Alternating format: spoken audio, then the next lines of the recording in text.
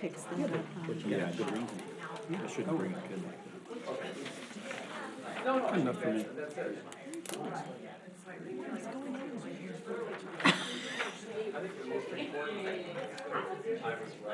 Bob's in Cincinnati. I'm on my own. There might have been a lot of noise, House but projects gentlemen for my and daughter. ladies in the audio room, we are ready, if you are. Yeah, there's plenty of those caulking windows that are leaking. Can I have my side Slow here? drain in a shower. So I can Actually, water not flowing out of the shower. do my secretarial duties. All the stuff a house built in 1948 is gonna Sorry for making sound like left-handed or except something. for the charm. Good evening and welcome to the December 7th meeting of the Novi Board of Education. If you'll all please rise for the Pledge of Allegiance. I pledge allegiance to the flag of the United States of America and to the republic for which it stands, one nation, under God, indivisible, with liberty and justice for all. I thank you all for being here. Mr. O'Connor is tuning in remotely, and Mrs. Richardson had to attend to a family emergency. Stevenson. Excuse me, Stevenson. So she will not be joining us this evening. Thank you for being here.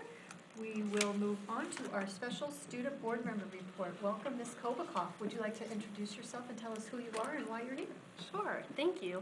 My name is Allie Kobakoff, and I am the Vice President of the class of 2018 for Novi High School, and I'm here to give the board and everyone watching an update on what's going on in the school this month.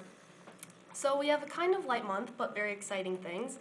So first off, academics. Novi will be proctoring the ACT this Saturday, December 9th, which is an exciting time. Juniors can go take those tests. Student and teacher activities. Novi partners with Salvation Army every year to provide a volunteer opportunity during the holidays. So kettlebell ringers will be available for students to volunteer through December 23rd. The winter band concert is actually taking place as we speak. So unfortunately, none of us could be there tonight, but I know that they always put on a great show. But we're in luck because tomorrow night there will be the Rock the Box concert at 7 p.m. in the Black Box Theater, which we can all attend, which is a great time for students who are undiscovered to go show their talent off. And the Winter Choir concert will take place December 14th at 7 p.m. in the auditorium, which is always a great show as well. And our last update is that we have started something very exciting with the athletics, which is an athletics live streaming service. So all the sports that take place in the performance gym, such as girls basketball and boys basketball, will now be able to be streamed at noviathletics.tv. So if you can't make the game or you just want to root on the Wildcats from anywhere else, you can stream it. So that's very exciting. Yeah, that's all I have for you guys. So thank you so much for having me and happy holidays. Yeah, thank you, and thanks for being here with us this evening, Allie. We appreciate it. I liked when you said that the juniors can take those tests. Yeah. Because I'm a senior. I could tell you were excited about being done with that. Yes. So, and lots of great things happening. I know last week was busy too, so the holiday Yes, very season busy. tends to bring a lot of stuff. I'm sure we'll hear more about it later, so thanks. Thank you. All right, we will move on to our comments from the audience related to agenda items. If there is anyone in the audience that would like to speak to the board about something on our agenda this evening, this would be the time to approach the podium and grab a green card and fill it out and hand it to someone up here. And no one is coming to the podium, so I will assume everyone is here to speak about something else this evening. So we will move on to our reports to the board. Dr. Matthews. Thank you, Ms. Murphy. Tonight, Bob Stee, our Director of Community Education, and Linda Chianfera, our Coordinator of Adult Education Services, will update the board on community education and the alternative and adult education programs. Mr. Stee. Thank you, Dr. Matthews and Board of Education for allowing Linda and I to come and speak to you tonight. The past several months, I've been asked to speak and share our secret of success with community education here in Novi. I spoke at the State Adult and Community Education Conference in Florida, as well as the Michigan State Conference of Community and Adult Ed in Grand Rapids. And also, Linda and I have had several opportunities this past year to meet with State Superintendent Brian Whiston to talk about our career prep program and the success of community ed here in Novi. Since 1998, when I arrived, I had the support and the privilege of working with some great administrators and community education staffs over the years, where we developed a strategy for community ed that has since become what I've been told by some of my colleagues a template for sustainability and success that has withstood the test of time. In that presentation, I talk about the value of community education and what it brings to a school district, what community education is composed of, how it connects with the K-12 program, and how we make it financially sustainable. The Novi model demonstrates how we can support closing the achievement gap. In order to respect the agenda and the time allotted, I would like to come back sometime in the future and be able to present our whole model, so you can get a great understanding of all the things that we do here in Novi through Community Ed and how it does support student achievement.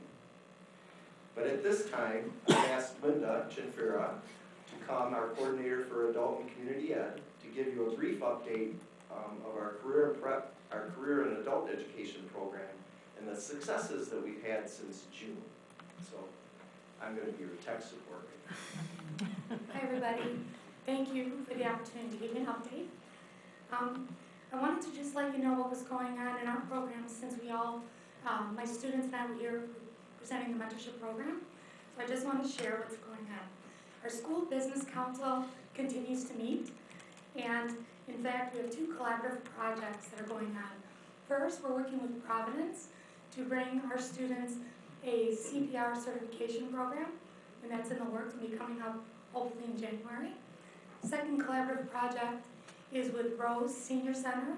We'll be doing a CNA program in our program, offering that certification to our students. We were awarded $112,000 through the Federal Workforce Innovation Opportunity Act, known as BOE dollars for federal funding. With that award, I'm really excited to share that we were able to enter into a third-party agreement with the Workforce Development Agency, Goodwill Industries in Novi. What does that mean? That means we were able to bring on a full-time career coach who's able to support mentorships for ESL, high school completion adults, high school completion pupils, and GED, and that's huge for us. We were also able to hire a teacher to support our students who are struggling with math and reading, and I have to tell you that that teacher is busy nonstop throughout the day, and that's been working out beautifully. Additionally, I want to share that we currently have 4 student placements in our mentorship, and that's just 4 this month. We have 2 going to Providence. One is a student who's interested in becoming a trauma surgeon. He'll actually be working in surgery care. The other one is going to be working with ultrasound technology, and she's being placed in digital imaging. We have one who's going to Townsville 4, who's going to be starting as a porter, and all goes well with mentorship, they'll be hired full-time. And just to give you some comparison, last year this time, we had 2. So we currently are placing 4. And I want to share the last big project that we worked on was a commercial that we worked on with Comcast. And what I'd like to do is show you our 30-second commercial that aired throughout the summer and in August. And if my tech support can help here, I'll show you.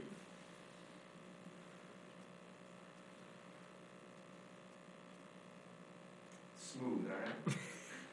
Lost without a high school degree? Find your future with us. Novi Career Prep High School. They offer more than just a diploma. We partner with area businesses to provide paid mentorships and job placement after you complete your degree. I didn't have to look for a job after graduation. I have one waiting for you. With a highly qualified staff, career mentors, and convenient weekly classes, Novi Career Prep High School can put your future back on track. There's no other program out there like it. Call or click today to learn more about fall registration. So a couple things about that Feeling commercial. lost without a high school degree? Oh, Your future tech You want me to support. show you again? No tech support. No, Cut it, no, cut it. cut it. It was good the first time. It was meant for TV, sorry. Cut it. So what I want to tell you about that, you may recognize some of those students. Justine Geiger, she was the young lady who traveled 50 miles one way to finish high school with us. She had 2 little kids and often came to school with an empty gas in her car, and was often struggling with how to get back. She also had no food, often at home, and we provided her with some food to help feed her and her family, especially last year at Christmas. They had nothing.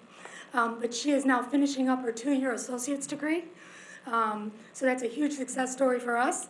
Gavin Smith, if you recall, he was an individual who never spoke, never looked you in the eye, lacked self-confidence tremendously. And with the mentorship that he did through Kamau, he is now doing another mentorship in another technology field. But that young man is turned into a big chatterbox and goes out and promotes actually our program in our district based on his experience with us. So that's really exciting. I also want to share that we have the bonus for us in that commercial is it gave us broad exposure in the community in other areas like Northville and Walled Lake and South Lyon. And as a result of that, we were up 8 full-time FTE because of this commercial. So it really was impactful. And the phone calls we get are nonstop, so that was huge. And I also want to share that we've taken a look at our mentorship program and we've looked at the resources that we have within our own district. And I reached out to Mike Dragoo because I have a student who is interested in HVAC and wants to know what maintenance is like in the district. So Mike has been open to take on a mentee. We reached out to Wanda Cianzo, and her staff is interested as well in mentoring a student who's interested in IT. So we're very, very excited that it seems to really be taking off at this time. Thank you. So it gives you a little flavor of what we do in career prep.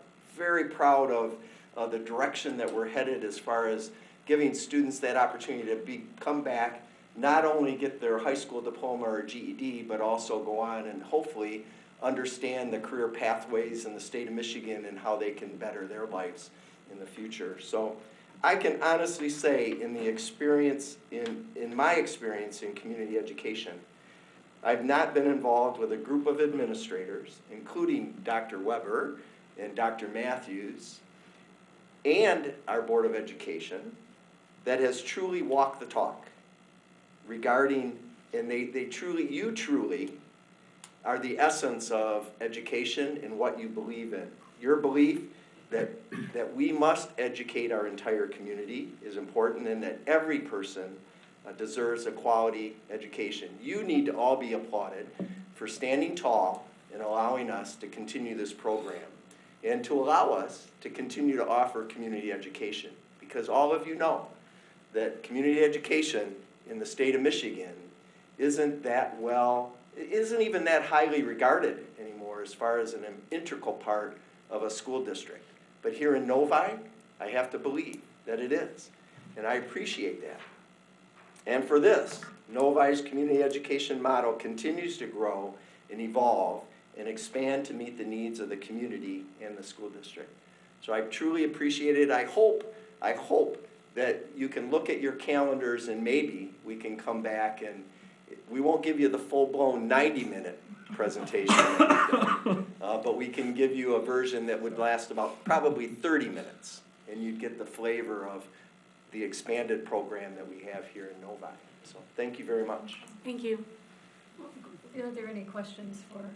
I have too. I love the commercial, by the way. I saw that yesterday, so I had a feeling it was posted on our YouTube channel because it was probably going to be shown today. Probably not an important, but I'm just curious how that was made. It was great. I saw the familiar faces on there right away, so that was kind of cool. You know what, we tapped on our students, and those are success stories, and we have more. And we worked with our school business council partners. We went through all the media and legality of getting permission to shoot at Providence and to shoot at Kamau. And I gotta tell you, Providence and Kamau, you couldn't have better partners. They're fantastic. And the kids, of course, were nervous, and we shot as well at the ITC. And I tell you, the magic of TV and the magic of cable and the producer did a wonderful job. No, it was professionally done. I was like very impressed. I guess maybe that doesn't sound too well, but it was. But I was really. I thought it was professionally done, and it's not like you guys are experienced video makers. So No. it was great. I thought it was great. The other question I had for you mentioned a career counselor that you were hiring. Mm-hmm. Who is that available to? Say that one more time. You mentioned earlier that you have a new career counselor. Our career coach. Career coach. Yep, Okay. Mike Gaden. The career coach is available to who?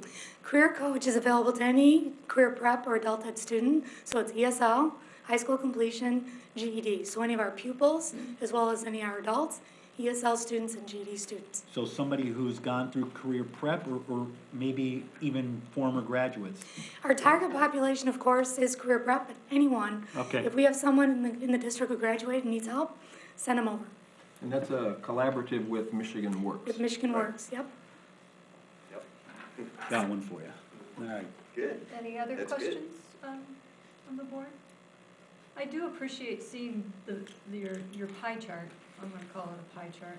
Flywheel. Wheel of Fortune. So Wheel of Fortune. What it really does give a good picture of all the different areas that you're involved in community ed. And I mean, while you know that when you see it visually like that, it is really all encompassing from infants all the way up to grandparents. I mean, really, if they wanted to get their GED or whatever. So thanks for coming back and giving us an update. It's great to hear about success stories. I know that I always enjoy our time with the graduates on graduation day. I'm already looking forward to it. So thanks Thank you again very for much. Thank you. Thanks so much. Thanks. all right.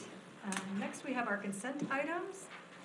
These are items that are routine, don't necessarily need additional discussion unless there are things in them that the board found or saw that they have questions about. So I would entertain a motion. Mrs. Glebzinski. The Novi Community School Board of Education accept consent items A and B as presented. Support. It's been moved by Mrs. Glebzinski and supported by Mr. Mena. I'll call the question. All those in favor, please say aye. Aye. Opposed? Oh, Because we have a remote. we have Oh, to, that's thank right. you. Roll Oh, I'm call. gonna have a Thank busy you. day, ain't I? Yes, are you ready? Roll call vote, Mr. Mena? Well, Trustee Cook? Yes. Trustee Glebzinski? Yes. Trustee Hood? Yes. Trustee Mena, yes. Trustee Murphy? Yes. Trustee O'Connor? Delay. Yes. Good, there you go. 6-0. Motion carries 6-0. Next, we move on to our action items. Our first action item is personnel As we recommendations. do action items, there's been a request to table the new course vote until next Thursday. And so additional information has been requested. And while I gather that additional information, we would like to table that vote on D, the new courses, medical, math, and English 12. Okay, thank you. I apologize. I knew that was something we were supposed to talk about. So, okay, we will table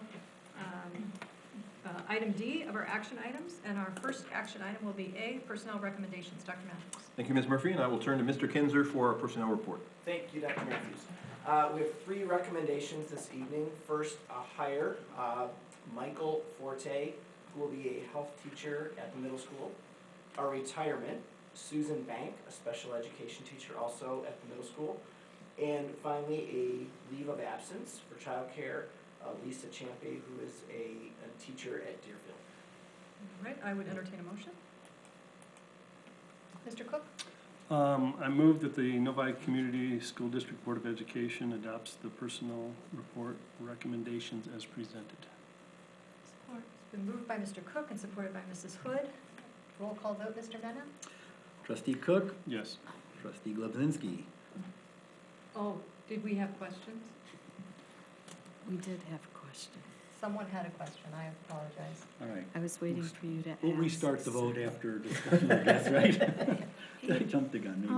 All that excitement. When I was looking at the summary, we had 8 applicants, but we only interviewed 1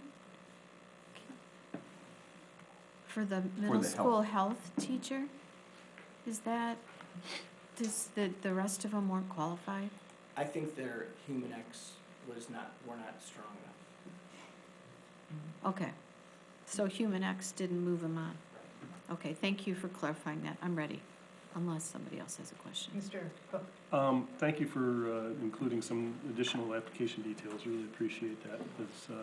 This position in one, they typically have more than 1 certification and qualification. The other question I have is we're losing another special ed teacher. Have we taken a look, and I know this one's retirement, but we seem to have a very high turnover in our special ed. Is there any particular reason that we could try to narrow down on and kind of plug the dam? I'm not sure that I have an answer for you, but I certainly will have the conversation. I appreciate it, thank you. All right. We've had a the motion has been moved to accept the personnel report. Mr. Meta, would you please do a roll call vote? All right, I'll wait for my cue next time here. All right, Trustee Cook. Yes. Trustee Glebzinski. Yes. Trustee Hood. Yes. Trustee Mena, yes. Trustee Murphy. Yes. Trustee O'Connor. Yes. Motion carries 6-0. Next, we have our summer tax levy. Dr. Matthews. Thank you, Ms. Murphy. As was presented at our last board meeting, in order to collect summer taxes, school districts have an agreement with the collecting governmental entity. In this case, it would be the city of Novi and the city of Wixom. The amount of the summer taxes collected is either 50% or 100% of the total levy. In the past, the district has levied 50% of the total levy. This report was presented for review on November 16th with approval requested at tonight's board meeting, and Ms. Minnick is here to answer any questions that the board might have. How about if I entertain a motion first? Mr. Cook? I move that the Novi Community School District Board of Education, in the best interest of the community school district, authorize the summer July 2018 tax levy as listed above. Support. It's been moved by Mr. Cook and supported by Mr. Mennett. Is there any discussion on the summer tax levy? I know we talked briefly about it last time. Are there additional questions about it? Okay, I will call the question. No, I will not. I will ask Mr. Mennett to do a roll call vote, please. Trustee Cook. Yes. Trustee Glebzinski. Yes. Trustee Hood. Yes. Trustee Mena, yes. Trustee Murphy. Yes. Trustee O'Connor. Yes. Motion carries 6-0. Our next list of items is policy updates and revisions. Dr. Matthews. Thank you, Ms. Murphy. The Governance and Policy Committee has reviewed the following policies for revision and updating and brought them to the board for information and discussion at the regular meeting of November 16th. They come before the board tonight for action. And there are 15 policies listed, and we would ask the board to approve them as they are presented. All right, I would entertain a motion first. Mrs. Kobzinski. That in the best interest of the Novi Community School District, the Board of Education adopt the Neola policies as presented. Is there support? I support. Okay, it's been moved by Mrs. Kobzinski and supported by Mrs. Hood. Is there any comments or questions about this? We did have them on the agenda at the last meeting. Okay, without further questions, I will ask Mr. Mennett to do a roll call vote, please. Trustee Cook. Yes. Trustee Glebzinski. Yes. Trustee Hood. Yes. Trustee Mena, yes. Trustee Murphy. Yes. Trustee O'Connor. Yes. All right, motion carries 6-0. Our next item will be the superintendent evaluation tool. Dr. Matthews. Thank you, Ms. Murphy. Tonight, the Novi Community School District Board of Education is presented with the 2017-18 Superintendent Evaluation Tool. Districts must select a tool that has been identified by the Michigan Council on Educator Effectiveness that has a research base and that provides both the board and the superintendent with clearly defined outcomes. The Novi Community School District Board of Education met several times with me to review the tool, identify goals, and to agree on the artifacts that will be presented to support the evaluation. So we would ask the board to approve this tool this evening. The one piece that the board may need to discuss is the percentages in the tool that was discussed at our last meeting. It was recommended that we change the percentages. I provided the board with some additional information on how that would have impacted this year's evaluation, and it would have had a minimal impact, but I still would have been rated effective using the new percentages. And so the recommendation, one recommendation is to leave them as they are, and the other recommendation was to change them slightly. And so the board needs, currently it's 60% on professional practice, 25% on student growth, and 15% on progress toward district-wide goals. The recommendation was that it become progress toward district-wide goals increased to 25%, student growth 25%, and the professional practice drops to 50%. Okay.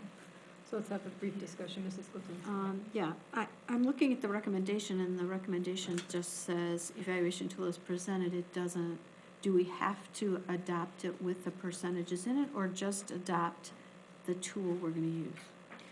I believe that the tool has the percentages listed in it, so my preference would be that we adopt it with the percentages unless there's additional information that you feel like we need before we adopt it in its entirety. Just not clear because the recommendation that's in the packet doesn't indicate that. Okay. So let's have just a brief discussion before we entertain a motion. That way the motion will be clear.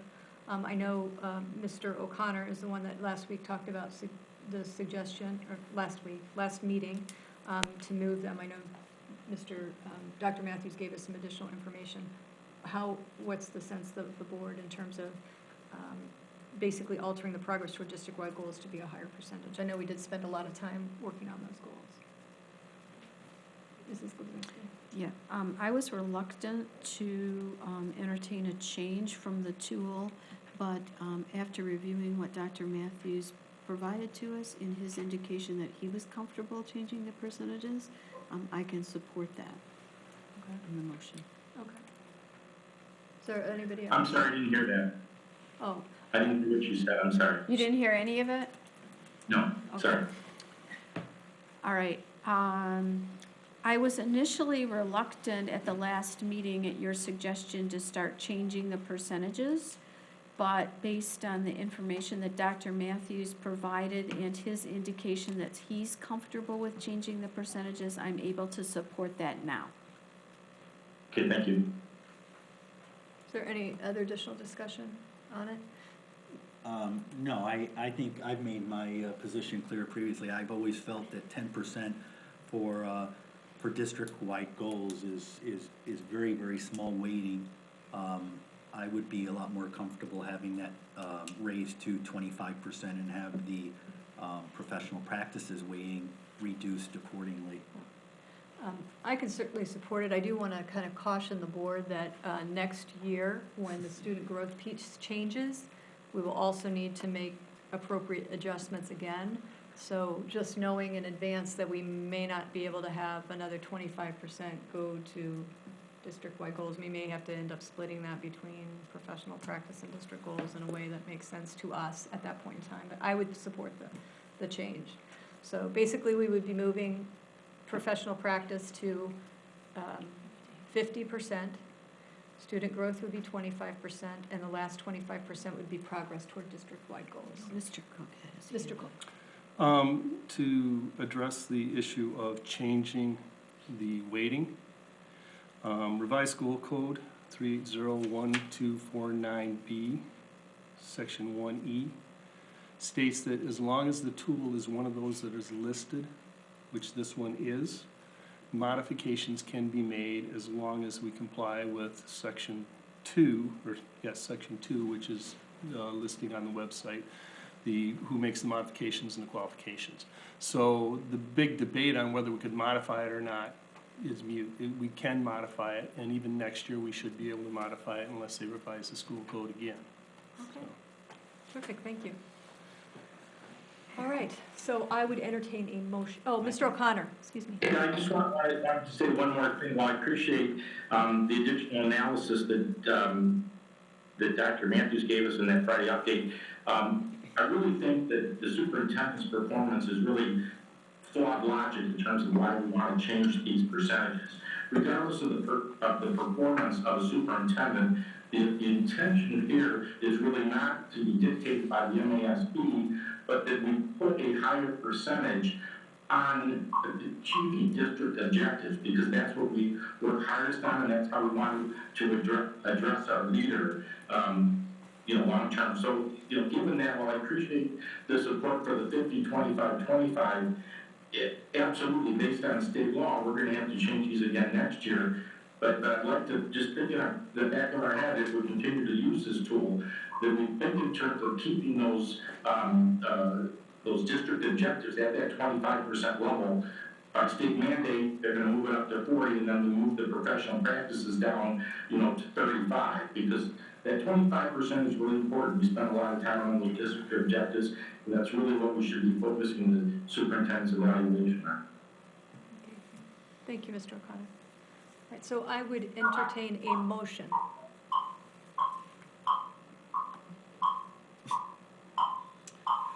I think that's some feedback on Mr. O'Connor's end possibly. Oh, that's All right, fine. looks Okay, like we're good. Mrs. Glebzinski, thank I you. move that the Novi Community School District Board of Education adopt the Michigan Association of School Board Superintendent Evaluation Tool with the modification that professional practice will be 50% of the evaluation, student growth 25%, and district goals 25%.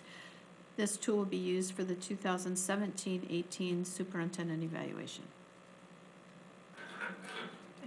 It's been moved by Mrs. Glebzinski and supported by Mrs. Hood. Is there any additional discussion? Mr. Cook? I'd like to make a comment. Last week, we had a vote on the objectives, and through other board members' comments or lack of thereof of comments, it became very apparent to me that some of us are satisfied with the status quo. I'm not. When I ran for school board, my intent was to help take this district from good to great. You know, as a society, we make technological advances all the time, and we know more things now than we knew before. We stand on shoulders of others and what they've learned in order to learn more. And this tool that we have, to me, it doesn't do that. It maintains the status quo, and I'm not happy with that. I understand we're limited in what we can select. I understand that in some ways our hands are tied. But just to say it again, the weighting we put on it, the objectives we made, and the rubrics we've used, to me, is an indication of the status quo and maintaining the status quo. I'm not going to support the tool because I would like to find something that's a little more critical and a little that advances the district and pushes the district into a higher direction. All right. With that, I will ask Mr. Mena to do a roll call vote, please.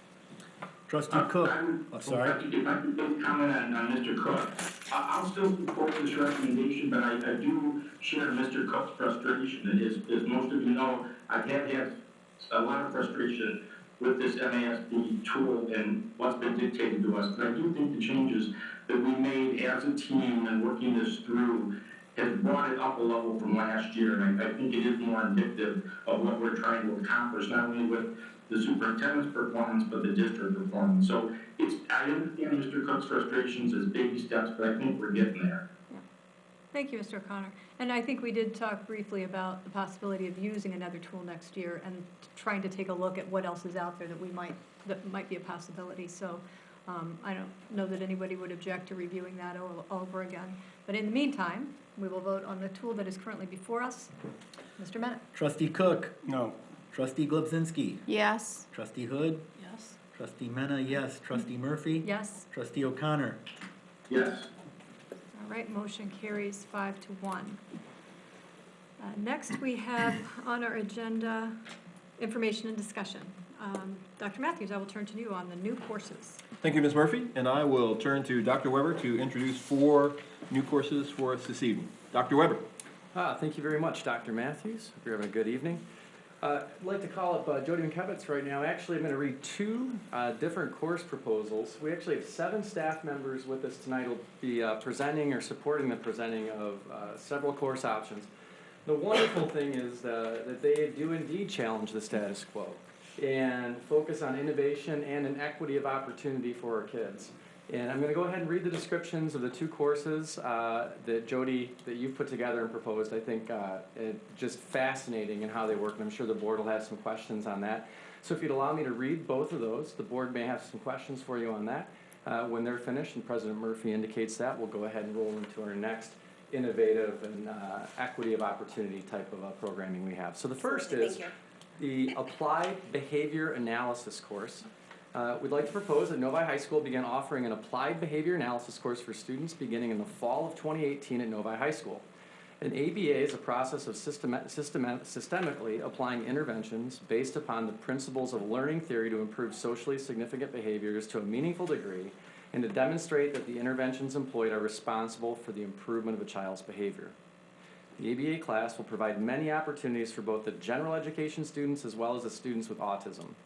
Another benefit is that this course will promote compassion and understanding in our high school students and will make them employable soon after graduating. And actually emerging, I believe, and Jody can speak to this, with a certification in ABA when they hit the requisite age of 18 to go and actually be earning on that. The second is a peer-to-peer leadership program. In this program, in offering the peer-to-peer, is an elective for students beginning in the fall of 18. At Novi High School, the peer-to-peer support programs provide critical opportunities to bring together students with a range of needs, and these programs can lead to academic, social, and behavioral benefits for all participants. Students learn to relate to people with different needs and develop an increased understanding of individual differences. Diversity is present in every public school district in our nation. We support and celebrate diversity through a variety of instructional support programs, including specialized programs for students with IEPs. Peer-to-peer students act as peer models and mentors and work collaboratively alongside students with IEPs to support active engagement and understanding of the expectations in the instructional environment. I would ask any board member with a question to please reference what program you're asking that question, because Ms. McKevitz has two. Thank you. Thank you, Dr. Weber. All right. Board members with questions for Ms. McKevitz? Let's try the questions on the first one first, and then we'll move on to questions for the second one. Is that okay? Mrs. Glebzinski? My question, I think, applies to both, but Okay, well, that's fine. ask away. So I'm just curious, I think these are creative classes, and it's great to see students having a chance to apply what they're learning. So I support that. I'm just curious, from a college perspective, are these credits that students earn going to be recognized by universities, or is it designed to be a college prep type class? Thank you.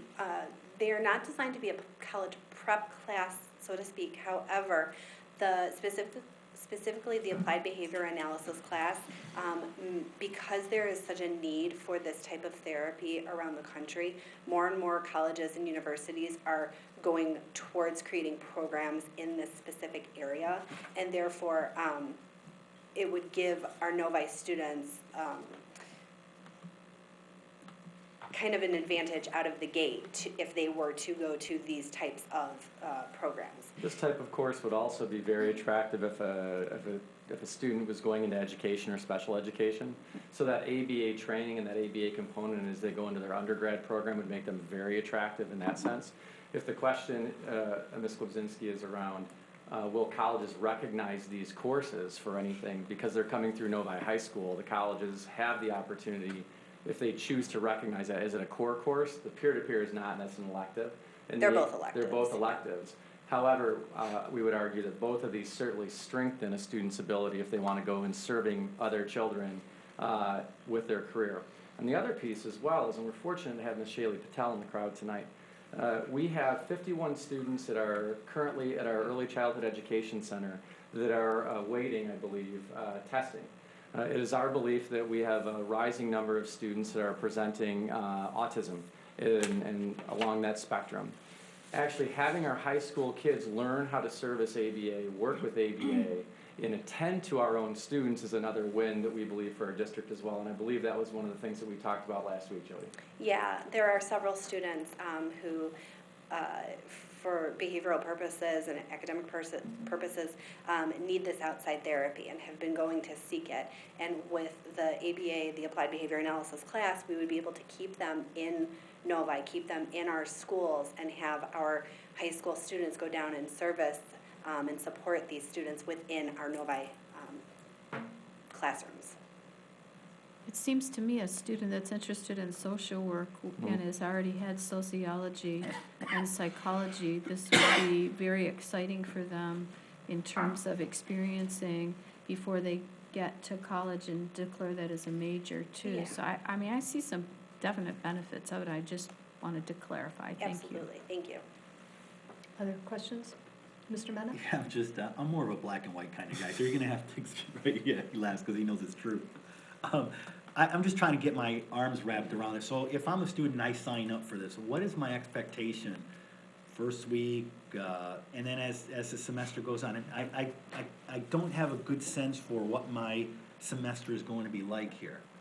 can I address the applied behavior analysis class first? Because they will. Yeah, look that's the one I'm different. talking about, I'm Okay. sorry, I'm just talking about the first one right now. Nope, that's okay. So a student who signs up for this class, in the course catalog, it would say they do need to have a license because they need to be able to get to our preschool.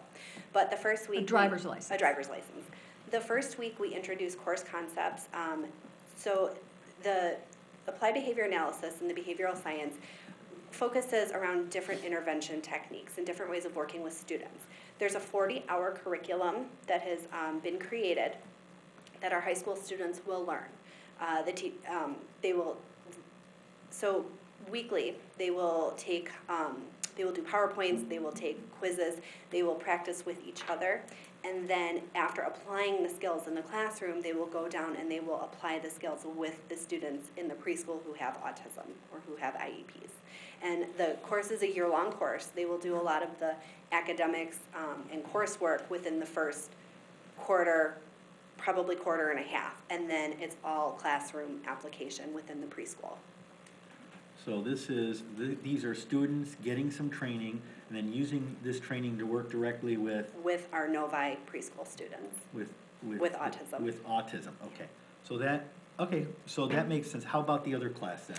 The peer-to-peer class, we're actually one of the last districts around the county to look at having a peer-to-peer program.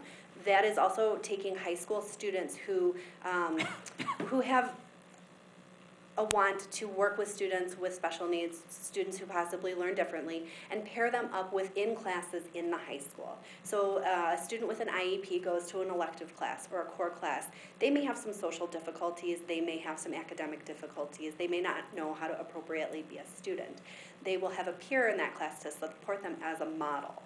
So the peer model would be showing them how to take notes, would be showing them appropriate classroom etiquette. We don't blurt out, if we want to talk, we raise our hands. This is how we can be appropriate. And all of that is done within the high school setting. So are they given the same type of training as you would on the applied behavior analysis class? Nope, they're two separate courses. So the peer-to-peer class has a built-in curriculum through the START program through Grand Valley University. It's a recognized curriculum through the state of Michigan. And in the START in that program for Grand Valley, we brought in Maureen Ziegler to speak to all of our staff members. That was 2 years, the first year of impact. And so associated with that, we've had a tremendous amount of success as a district with the START program out of GVSU. So the fact that this program is rooted in that, and I think you were saying that there are 300 schools across the state who there are engage in 300 this schools peer-to-peer? across the state of Michigan that do peer-to-peer, but like our neighboring schools, I've developed a close relationship with the peer-to-peer leader in Northville schools. And so she was telling me a little bit about how they run their program. So many surrounding school areas have the surrounding schools have the peer-to-peer class. What would be the prerequisite for a student for this particular class? There is no prerequisite for this class. Students who want to go into either a field of education, students who have an interest of just working with students. We previously had a buddy-to-buddy program at the high school for students who wanted to spend some academic advisory time with a buddy, students who would spend some lunchtime with their buddies, which that program was received with wonderful success. So I know that getting some students in the classes would be well received as well. Are there questions from the board? Mr. Cook? On the ABA class, it says that we will not need to hire additional FTE for this. Are we displacing something else to transfer the FTE over to this class? Nope, we're absorbing that within our schedule. Also, on the peer-to-peer, it says we may need to hire a teacher on this with general education certification, but they'll need to attend a peer-to-peer workshop. Have we done an evaluation to see if we really do need to hire one or no? No, we do not need to hire We do one not need to hire one. at this time. Okay, I just have one more question again, and I apologize because I'm still not getting this on the peer-to-peer. Yes. Okay, if I sign up or a student signs up for that class, I can't believe that we would take that student and then peer him up day one with the student at the high school. So what, I know, and you said there's no prerequisite class, but what So- do we expect, or what do we train them? So How we do actually, we prepare pair them up on day 2. So you're right, we don't pair them up on day 1. But we do go for it day 2. Day 1, they would meet with the peer-to-peer coordinators at the high school, talk about the curriculum. The curriculum is actually an online curriculum. And so as they are working with the students, with IEPs, they will be going through the curriculum online with an adult, with a teacher who oversees them.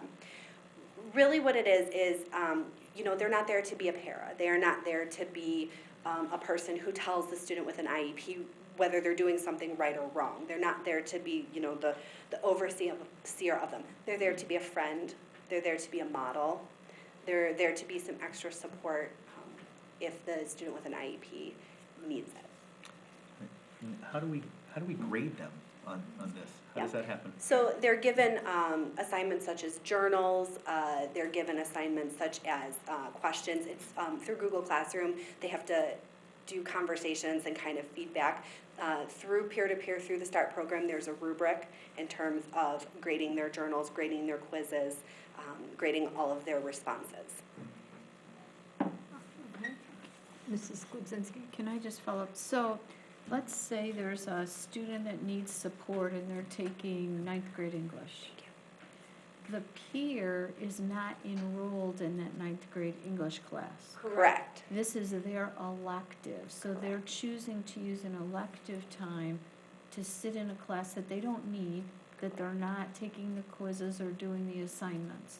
They're modeling the whole They're time? modeling it. So they're actually getting the peer-to-peer credit. So if Jody is. Right, they're getting the peer-to-peer They're getting the credit peer-to-peer instead. credit while they're supporting that special needs students in whatever course that may be. Right, So we are working with them virtually separate outside of that classroom arena to get that credit for the peer-to-peer. So it'd be an elective option for kids while the special needs students is getting the credit they need to meet towards their graduation requirement. okay, Yes. thanks. We had a program like this in a district I was in previously, and it works very well for those students. It helps those students stay in general ed classes. It helps those students be successful in general ed classes. And so this is a great way for us to support those students as they go through our general ed curriculum. And they also they're having their own peers supporting them versus someone that looks like their mom or their dad in these classes, where after a certain point it becomes a little embarrassing for some of our kids, and that's really not what their real world may be like. So this is a great way for them to have this opportunity to have a peer support versus an adult support. Mr. Madden, the first course that you were asking about, we currently run the co-op program for preschool, for students that want to go into becoming teachers right now at the high school. The ABA is very similar like it, but it will be specified for working with our younger population at the preschool. So it's very similar, but it's really addressing students with special needs. Thank you. You're welcome. Okay, so I have a couple questions. Is the peer-to-peer a year-long course? The peer-to-peer it's technically, we have curriculum for up to 2 years. It can be by semester, though, if a student takes first semester and doesn't want to continue. And because it's an online and doesn't have a classroom, we're not really locked into a minimum number, correct? Or are we? Are we locked into a minimum number of participation before we run it? So this was something that Ms. Carter and Mr. Baker and I discussed when we previously met a few weeks ago. And we are not locked in a number in terms of if there were 30 kids every classroom hour of the day, we could run it. In terms of for rostering and logistics and attendance purposes, it will have a cap for attendance, for pupil counting. Okay. I really love the idea of keeping special ed kids in a regular ed classroom. I know that's what the law is all about. It's least restrictive environment. I know that parents want that too, because they want their kids to see other kids that are, are their peers and are functioning at a different level as opposed to being in those self-contained classrooms. So, and if I may, peer modeling is one of the #1 evidence-based practices for the way that students with IEPs learn. And if I can add a side note, Novi's got the highest graduation rate for students with disabilities at 85%. So we are #1 in the county for the graduating class of 14-15. So they're 2 years behind on the data. that's great. So it's really good. Good to know. Are there other questions that board members have about these classes? No, I love that we're doing some new things in our, with special ed. I think it's fantastic, so Thank I'll you. look forward to it. If people do have questions, please get them to Dr. Matthews so that he can get them to either Ms. Patel, to the appropriate person. Great. To answer those before the next meeting, and these will come back to us then, at the 14th, on the 14th, for a vote. Okay. Thank you so much for your time. Thank you for being here and for taking all our questions. Thank you. Dr. Weber, continue. Certainly. In the vein of innovation and an equity of opportunity, I'd like to ask Ms. Lauren Neisel to please come to the podium, and Mr. Ziegler, Mr. Michael Ziegler as well. Jump up there with her. So we'd like to propose that Novi High School begin offering a peer writing consultant course for students beginning in the fall of 2018 at Novi High School. The goal of any English department is to produce cogent, articulate, and thoughtful readers and writers. Our goal is to establish a campus writing center that would provide a valuable place where students can not only seek support, but can also develop peer-to-peer relationships over content and subject matter. This course is intended to satisfy the second year of the ELA 11-12 bandwidth. Students in this course will have a great deal of choices and independence under the mentorship of the MTSS literacy coaches. Thank you. Questions? Okay. Does the board have questions about the peer writing consultant course? Go ahead, Mrs. Glebzinski. I would, the question that you had earlier about how do we evaluate students' progress or proficiency in being successful in this course? That's an excellent question. So this course, part of it is the consulting. That's kind of the main focus of this course. So students will be working directly with peers in our Wildcat Writing Den that we do have a space already set aside for, that we're ready to be up and running with for next year if this course passes. And so part of their time, most of their time would be spent working to provide this writing support, but then there are days where they maybe wouldn't have students who they'd be working directly with, and so that's when we will create an individualized and customized plan of work for students. And that is something where we would be able to get after multiple standards. So we would address the reading standards by having students self-select under the supervision of one of us to find some literature or fiction or nonfiction books that they will read in literature circles. They'll have multiple texts that they'll kind of be reading throughout the school year. There will be different reading responses that they will create. We will have something like a digital journaling system where we are able to continually check in on their progress and what they're reading. We'll also address their writing through the types of writing that they're going to do that will extend some of the work and the thinking that they're doing with the Writing Center Consulting. So we actually modeled this after Skyline High School. They have a writing center in Ann Arbor, and one of the things that's been really successful for their students is they've had two really rich opportunities to explore their writing and their voice as writers. One of them is a blog that they have students regularly submitting and updating with entries and different information pertinent to the writing process and working with other students. And also they produce a literary journal. So at the end of the year, there's sort of this capstone experience where it culminates in them publishing that. In the meantime, we'd also be having them do some other shorter, smaller, low-stakes writing. So by the end of the year, they would be producing a portfolio of work that would really prepare them well for the sort of rigors that they would have at the freshman composition level.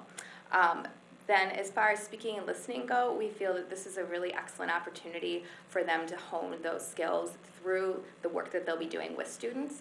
You know, a career in college readiness skill is that, you know, students are able to communicate and problem solve and provide feedback in compassionate and productive ways. Other questions about our writing? I got a couple. Sure.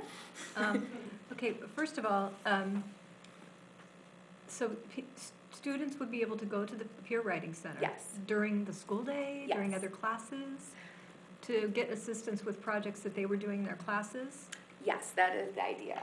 So throughout the day, I am a full-time interventionist. Mr. Ziegler and Mrs. McGuire are actually also English interventionists. So we will divide, you know, kind of like each hour by hour that we'll be supervising a small group of students. So the idea is we'd have about roughly 4 students per hour. And so across the course of the day, we would have anywhere between maybe 24 to 30 students total who would be working as consultants that we'd be supervising. Are we, this is kind of a tricky question. It's okay. Do you, obviously, you believe that there is a need, not just for the consultant person, but I'm guessing for some of the students with their writing? Because I know that that's been a focus of our district over the past several years, Right. but I'm sure that we always have students that need additional assistance with that. It's just, like, that would have been my thing, not the math and engineering piece, that we were Right. talking about a couple weeks ago, but certainly the writing piece of it was something I was always fascinated and interested in and took a lot of classes in. So this would be something that I would absolutely love to have been a part of. I actually told Dr. Matthews the other day, I would like to go back to high school now.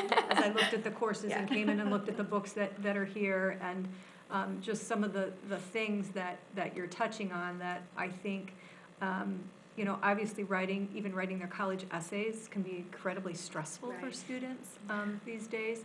So I really like the idea of it. It is a year-long course, I'm assuming? It would be a year-long course. That takes the place, Yeah. but suffices for 12th grade English. Yes, it does meet the standards and requirements. One other thing I forgot to mention was we would also be having students engage in action research. So research standards are also something that we would be able to touch on. And we've been talking with a consultant from Oakland Schools who's willing to come in and work with our students directly and training them on different strategies so that they can actually do original research. And that's, I think, a really exciting opportunity for our students. A lot of the original research opportunities that I had were at the college level. So to provide some of our students who really want to delve deeper into their practice as writers, I think it's an excellent opportunity. Yeah, I mean, and we do have a lot of kind of higher level math, higher level, this and that, but we haven't really pushed, we have, I shouldn't say that, because we have IB and AP classes that my kids took, but, I like the idea of giving the kids a little bit more selection in terms of the English language as well. A lot of those kids just took 12th grade English because, that's what I have to take, check the box.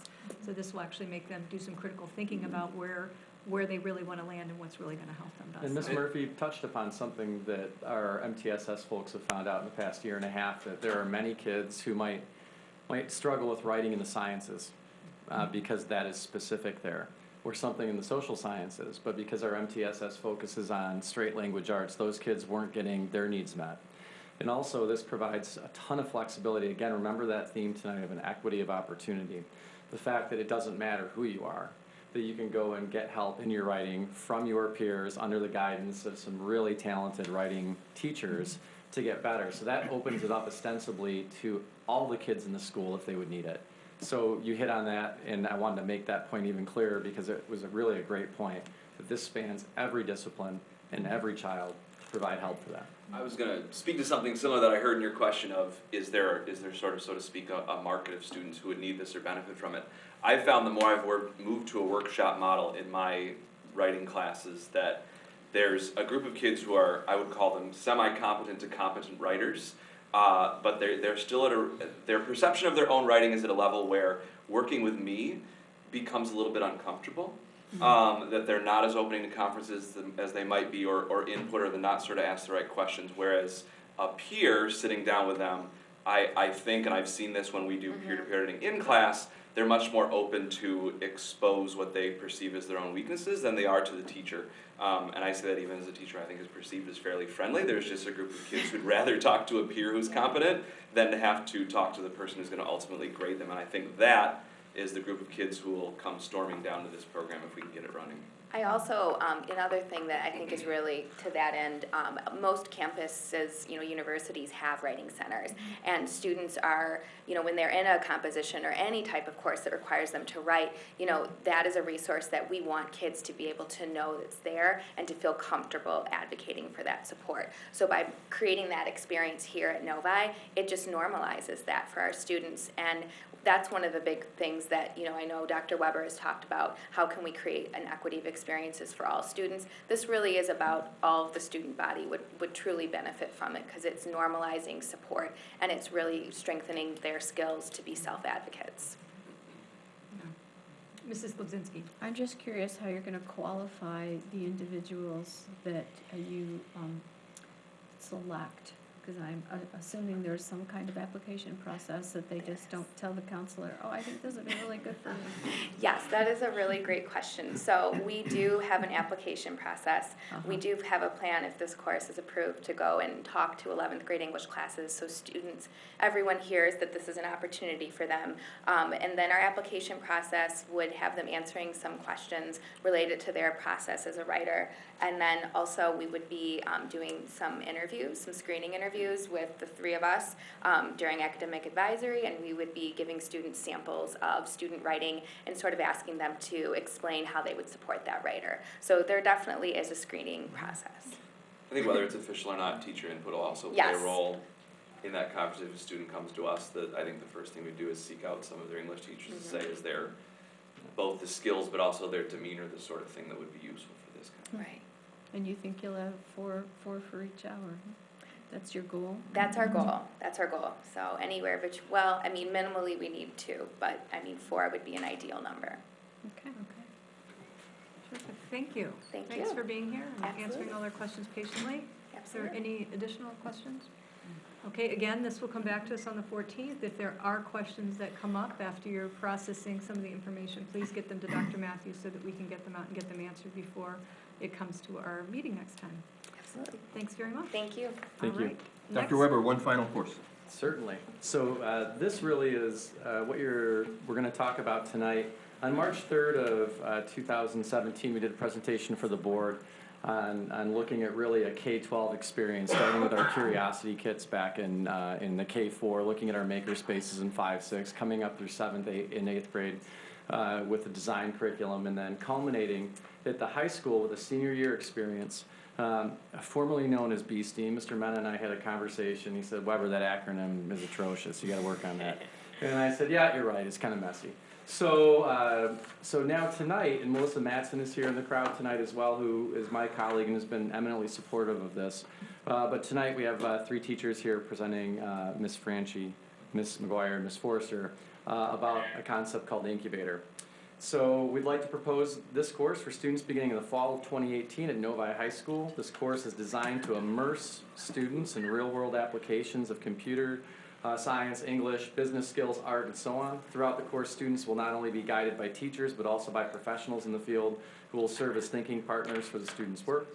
The course meets the Michigan Merit Curriculum requirements for English credit in 12th grade, senior level math, or an elective, and students will have the choice of one of those 3 for which they will receive credit. The incubator will be exactly what the name denotes: curriculum, physical space, educators, and thought partners working in unison to facilitate a process where a student's ideas can hatch, get it, incubator hatch, into a reality. This course will provide them with the opportunity to gain real-world experience. We have a presentation tonight for you, and we'll go through this. You'll have seen elements of this over the past year.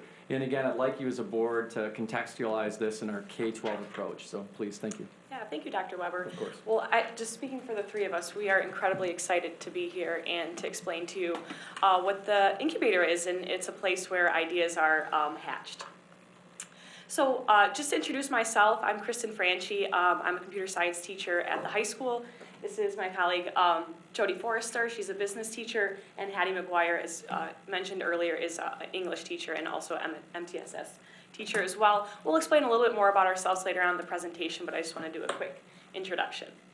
So just to review the K-12 experience, as Dr. Weber said, we talked about a little bit of this last year. When we're looking at the K through 12 experience, really in that K-4 level, just as a quick review, we're really looking at activating kids' curiosity, letting them explore. There's no prescribed curriculum. It's just an opportunity for kids to dream and design and tinker in a very free-flowing environment, in our K-4 experience.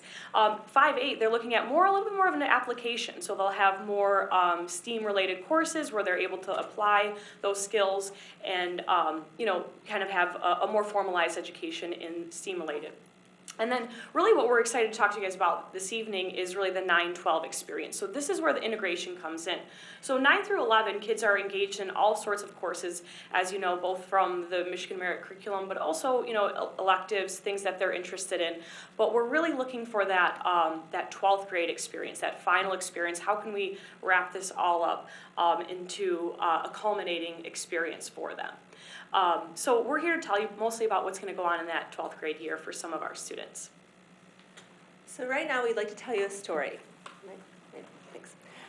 We'd like to tell you a story about a tale of 3 students that we think represent the general population of our high school. So we have Phoebe, who is described as disengaged. She hasn't really found herself at the high school, hasn't really found something that she loves. She may be actually in the MTSS program. And she has a strong entrepreneurial spirit, and very creative, but just, isn't necessarily motivated, if you will, okay, or engaged. We have Chandler, who's a good student. He has intellectual promise. He does school very well. He's probably very great hands-on. He's a tinkerer, likes to build and make things. And then we have Monica, who may be that high flyer, who is our IB AP student. She has an intense, fierce amount of intellectual promise. She looks for ways to continue her education outside of Novi High School if we're not offering it to her. So those are 3 of our population. So Phoebe needs engagement, Chandler needs focus, and Monica needs a challenge. And it's going to be our job to provide that opportunity to her. So obviously these characters are fictitious, however, very representative of the students at Novi High School. Monica in particular is one student that I'd like to speak about briefly. That is, she's a real student, different name, and she recently visited MIT this past summer at the Summer Institute called The Launch, and she worked with colleagues there, and she created an app that got her in the preliminaries at Shark Tank. And phenomenal opportunity, but when talking with Monica, she mentioned that her and her parents both would prefer not to spend thousands of dollars taking this opportunity elsewhere, but to do it right here at the high school. So we believe that the incubator will offer this opportunity to all students in any socioeconomic background, any academic level achieved at this point, that we would help them move forward in this. So we had to come up with how do we make this happen so that Monica and Chandler and Phoebe can have a place at Novi High School. So we dreamed up the incubator. It would be a 1-year class that students would engage with starting right in the fall of coming up with an idea. We'll spend the first marking period finding that inspiration, doing a lot of narrative writing as they figure out the story of this inspiration for them. What are they interested in? What do they want to create? What's the problem they want to solve?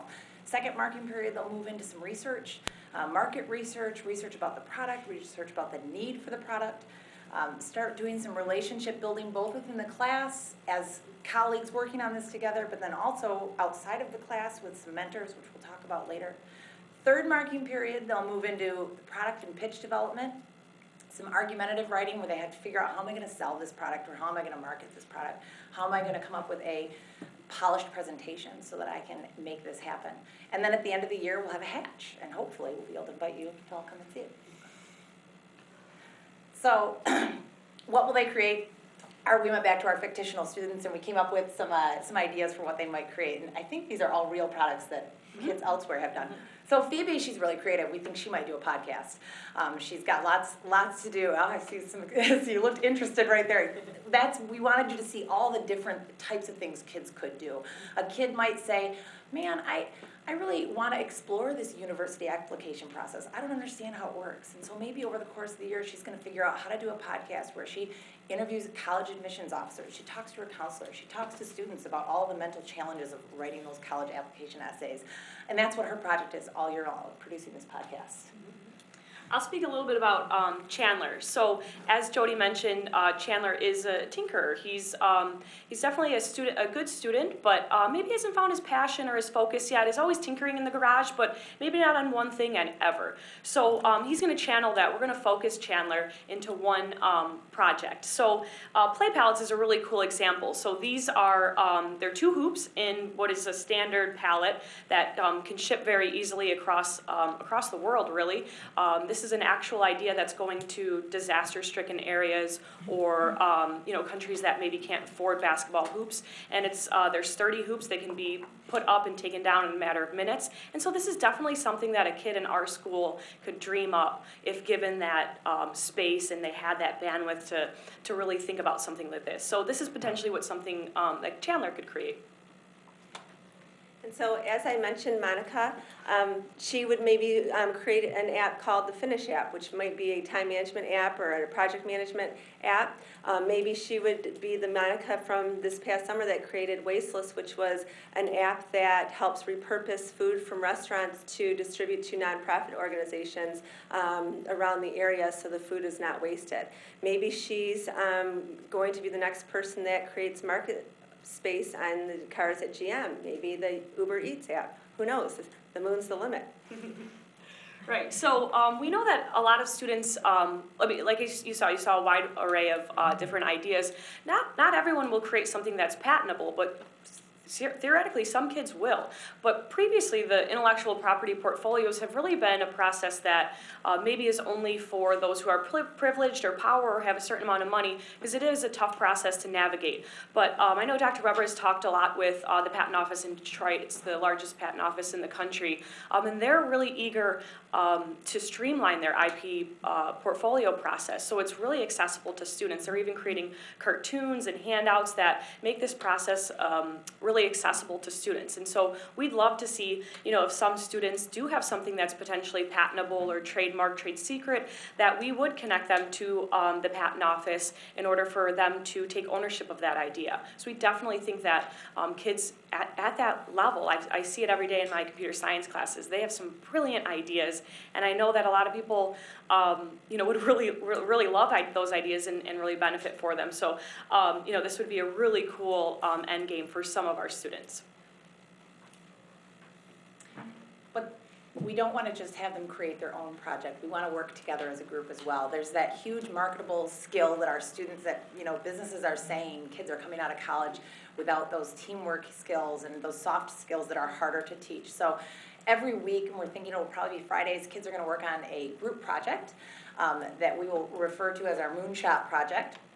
One of our class texts that I think is in your proposal is The Boy Who Harnessed the Wind, and it's a nonfiction book about, thank you, about a young man, it's a true story, a young man in Malawi who had a problem. His village didn't have any electricity, and they were suffering from this horrific famine, and he figured out how to build a windmill.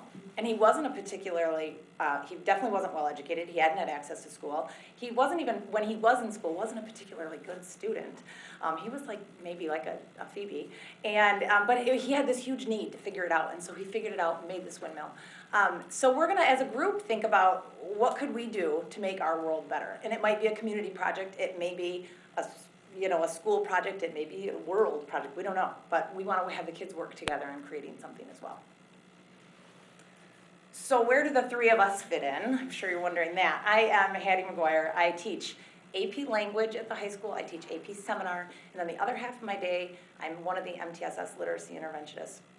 And when I heard about this course, I right away realized that it was a place for all of my worlds to kind of come together.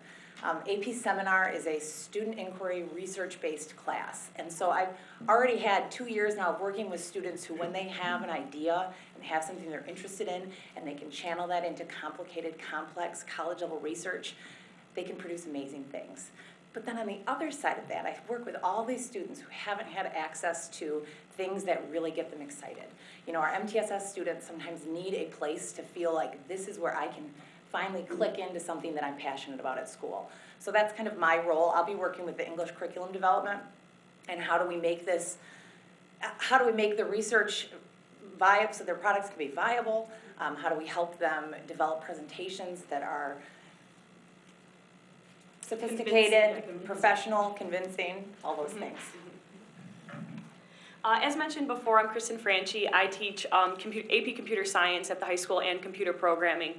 So my role in this would be, and I'm the, since it's Hour of Code Week, I also am the Girls Who Code sponsor, a little shout out for the week. But anyways, obviously my passion is technology and education.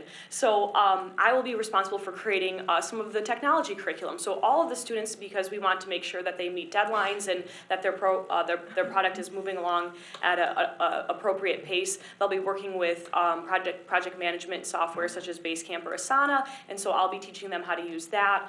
I'll also be the class culture curriculum developer as well, because we know that the kids are going to have to develop a lot of soft skills. They'll be working with a critical friend, they need to be professional. They'll be working with the Moonshot Project, so they'll have to have really great skills in working with group members, individuals, if they're in a team, of course developing those skills. And then also the empathy skill as well. I imagine a lot of kids who take this class will be empathetic because they're thinking, what do people need, what products are not out there.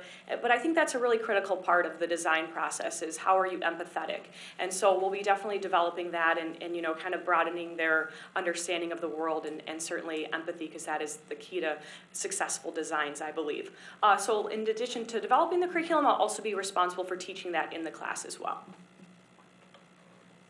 And again, I'm Jody Forrester. I teach IB Business Management at the high school. I'm also the deck advisor, and my role would be the 7th period consultant, because we know within a 55-minute time frame, it'd be hard to cultivate that curiosity and that creativity. So we assume that students will want to stay after and stay in this maker space and continue to work and tinker and do what it is that they're trying to create.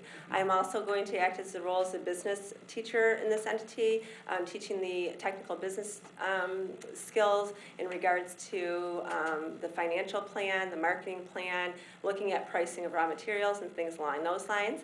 And also nurturing those soft skills, you know, the presentation skills, the business communication skills, either written, verbal, and so on, and oral. And I will be the critical friend connection. So we have hopes that our students will have a critical friend that will help them move their product or project forward, and so I will be the liaison between those two people. The meetings will take place hopefully during 7th period, and the students will be responsible for meeting with me once a week during the 7th period hour. This part Dr. Weber is going to speak to.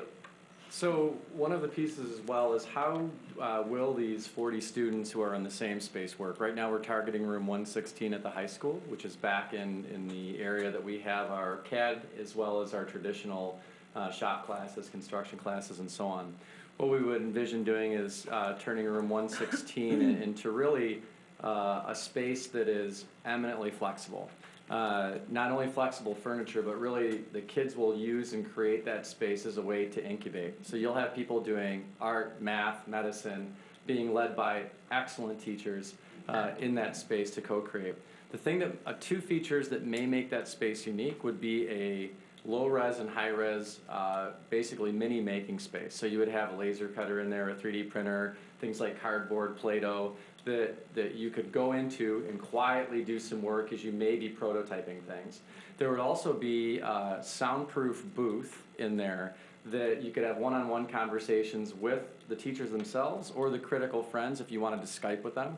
The critical friend concept, if you remember from March, was where we would link our students with people in industry or education. So if your focus was business, Jody obviously runs one of the finest DECA programs in the entire country. We've had the DECA program here. You've met these youngsters. They're incredible. So imagine pairing one of those students under Jody's tutelage with a professor from the Ross School of Business. So you want to have that conversation. You've got 39 other things going. A part of that physical space would actually be creating a small space in there to do that in. So that is about the space, is about flexibility, about the ability to do many different things in one space, to get dirty, to have a quiet space, and to communicate with each other. Thank you. Definitely. Yeah, and one interesting thing I'll add as well is it's going to be such a cool dynamic space that we will obviously be using it 6th and 7th period, but 1 through 5, any teacher can sign up that space and use it as well. So I'm thinking, you know, an English teacher needing some creative space to brainstorm about a creative writing assignment, or, you know, holding a debate in there for a social studies teacher, things along those lines, because it will be such a dynamic space and really flexible for any usage. So 1st through 5th is of the benefit of all the teachers and all the students in the school, along with the 7th period after school. Students can come there and tinker. I'm sort of prototyping a maker club. It's an unofficial club right now, but the things that the kids make on Fridays after school, just given, you know, a few low res, high res kind of things, is really amazing. So that space will be available to all kids after school as well. So just a little bit more about who supports us. We'll obviously be a huge support network for the kids. We have expertise in different areas. We also have teachers throughout the building, but we know that we'll have to go outside of the four walls of our building to seek some additional support for our kids. So one element will be a critical friend. So this friend, they'll be matched with somebody who is in the field. So for example, you know, if you're creating an app, you'll be matched with somebody in the technology field, podcast, perhaps somebody in the communication field. So they'll be providing critical feedback along the way, support, guidance. They'll be monitoring their progress and kind of just giving them feedback along the lines of you know, what needs to be fixed or what's going well, and just giving them that industry perspective. We also have some support from Michigan Department of Education. Dr. Weber and Mrs. Diglio last year were speaking with Superintendent Whiston just about, you know, kind of floating these ideas of what could be a cool senior level experience, and you know, definitely excited to support this different way of getting that senior level credit for math or English. Just is a little bit more, you know, a different path for some students.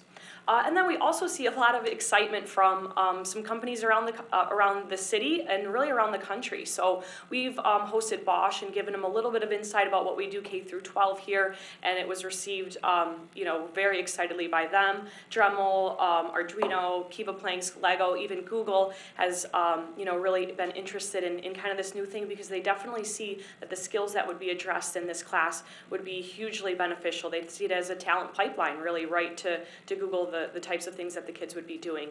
They're always looking for kids who are creative, problem solvers, things along those lines. So we'll see support both with critical friends from these places and also industry gifts as well. We've already seen that with Bosch.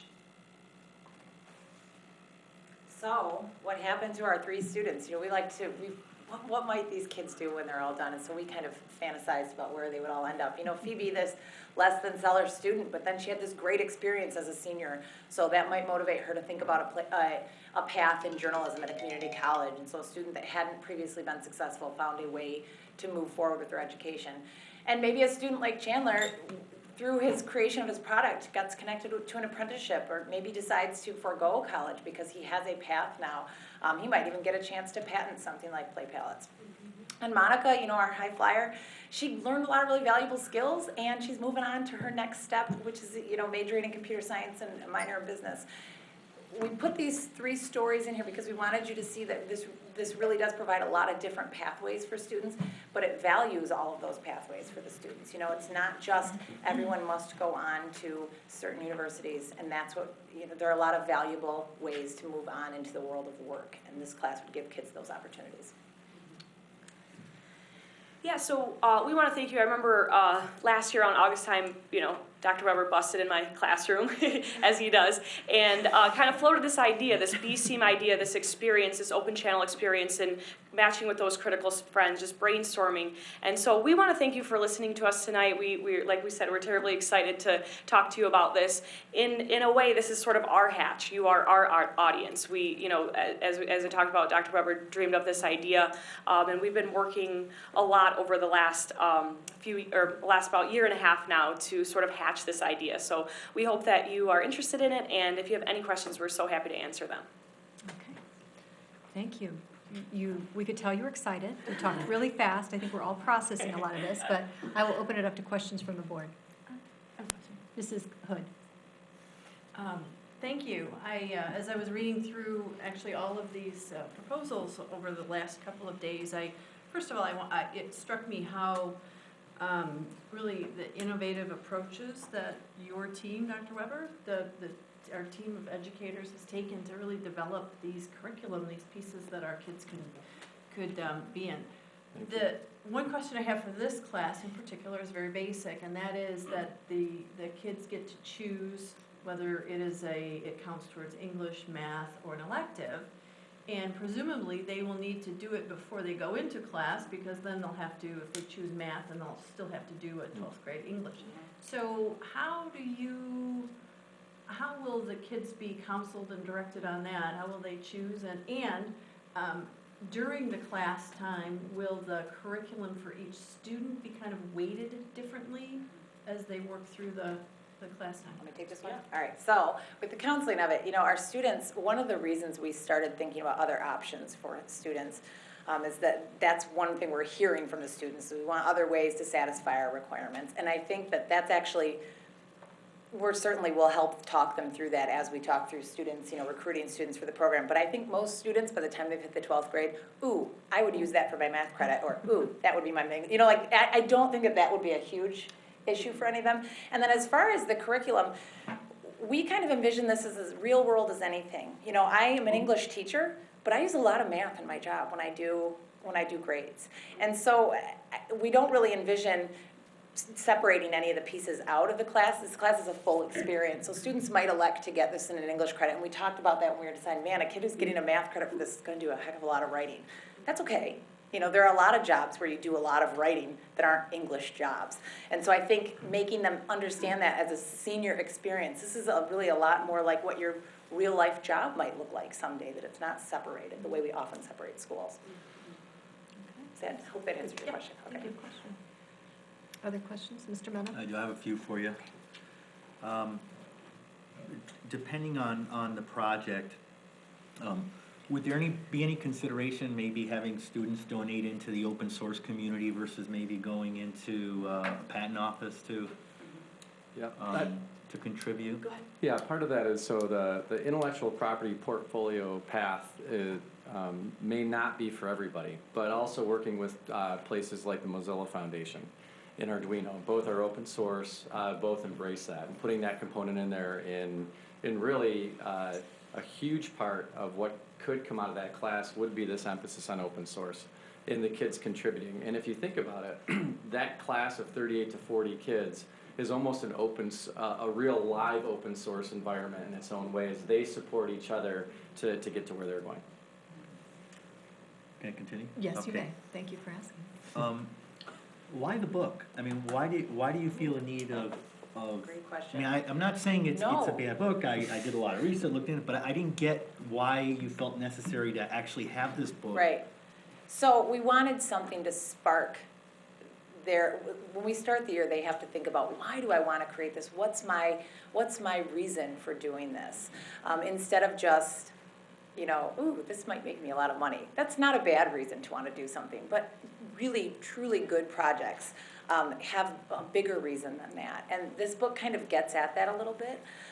Having one class text that we can start and talk about how someone else told his story. The other thing that's really unique about that book is the first half is his story of who he was as a person, where he came from. All of those things play into how a student might develop their product, their experiences and everything that has led up to that, making them the person they are. So that's kind of more the touchy-feely side of things. But having that one common text, we started with when we started the proposal, we had 6 common texts. Slowly we started realizing that wasn't appropriate because ultimately we'll want the kids choosing their own texts that are appropriate to what they're working on. And it'll be a lot more independent. We may have a few students all reading something similar. But we wanted one grounding text that we could all return to that had this idea of why do we create things and what's our motivation for creating. And also a vision for other access the kids would have would be like Harvard Business Review, Wall Street Journal, The Economist, things like that we would subscribe to for those kids in that particular space and particular room, so there's a diversity of thought going on as well. So if kids come up with titles or things that make sense to have in that space, then we'll certainly put those in that space.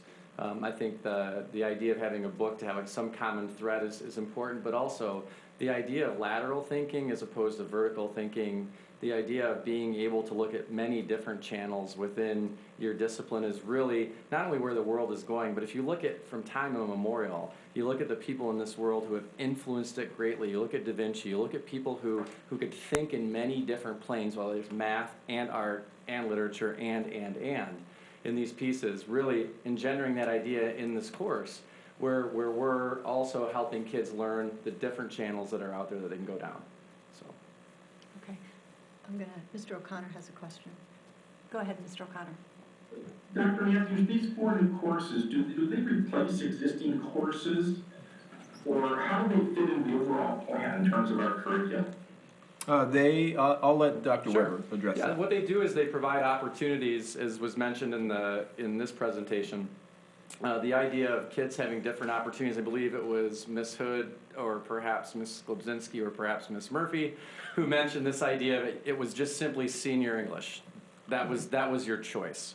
And what listening to our kids and listening to our parents, having met with parent groups, having met with student groups, they're looking for more opportunities. So as these opportunities come out there, then natural competition, if you will, would occur among the diversity of courses. And then we would have to figure out what courses we would offer and how many kids are going to be in those courses. So these are not replacements. These are an additional opportunities that have been asked for by our students and parents. My initial thought on this, and again, I'm just hearing the 4 new courses tonight. I was totally blown away and excited about the medical math and the English 12 for engineers that we heard at our November 16th meeting, because to me that was very focused and meeting the needs of a lot of people in our schools, focused on the sciences, the engineering, the math, the advanced manufacturing, the robotics, the medical skills. And I kind of thought that's where we're going. These other 4 courses, I just feel like they're nice to have, but I don't know if it's really part of where we're trying to focus. I would like to have seen much more of a science and math focus. I thought that's where we were going in our curriculum. We already have a lot of courses that we offer at the high school. We've already talked about really getting more in depth with our curriculum, focused on science and math, as opposed to broadening all our opportunities. Again, I'm not being critical of these courses. I just don't know if it's a high priority to have these courses. I think the majority of the students and parents in our district really want to focus on those hard sciences, the maths, the sciences. And that's what we talked about in terms of developing 21st century careers for our kids. So I know we table those other 2. I'm in total support of those other 2. I think they're great. They fit a need. These other 4. They seem nice, but I just don't think it's a high priority for us. I just don't think it's a high priority at all. Mrs. Globzinski.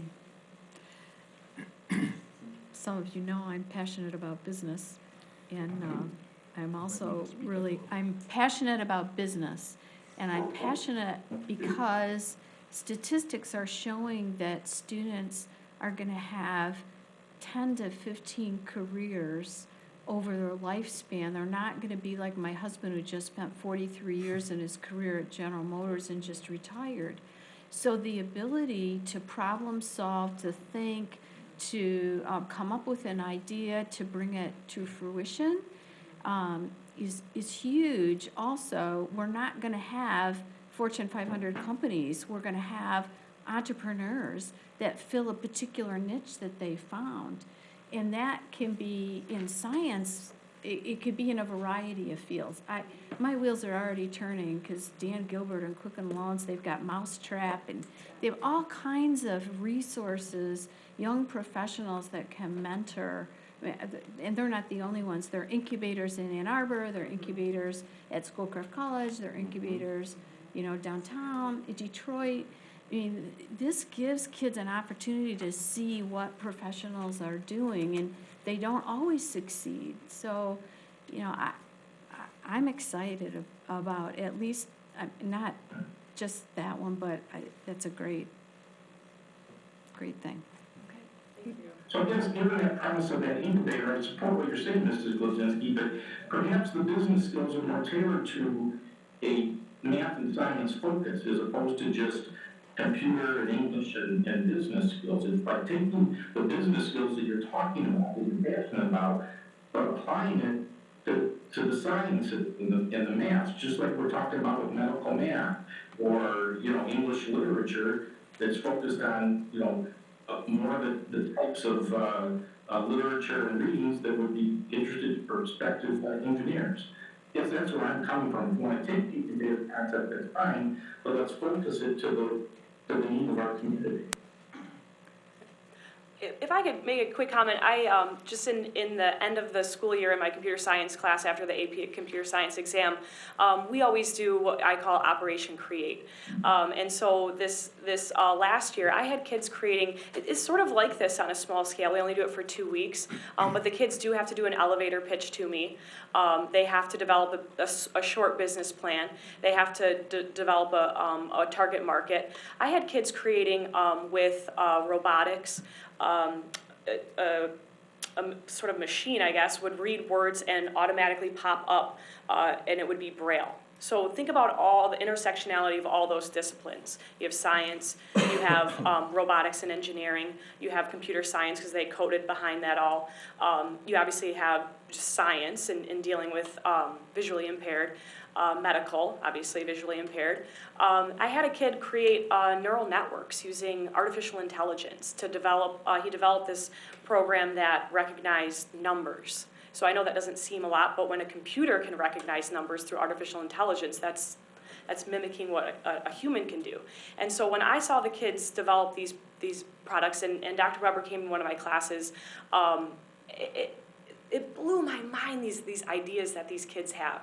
And it wasn't a computer science class, but I have to tell you, I was on the phone with some science teachers saying, what is something to something? This kid wants to do a physics things with Python, another programming language.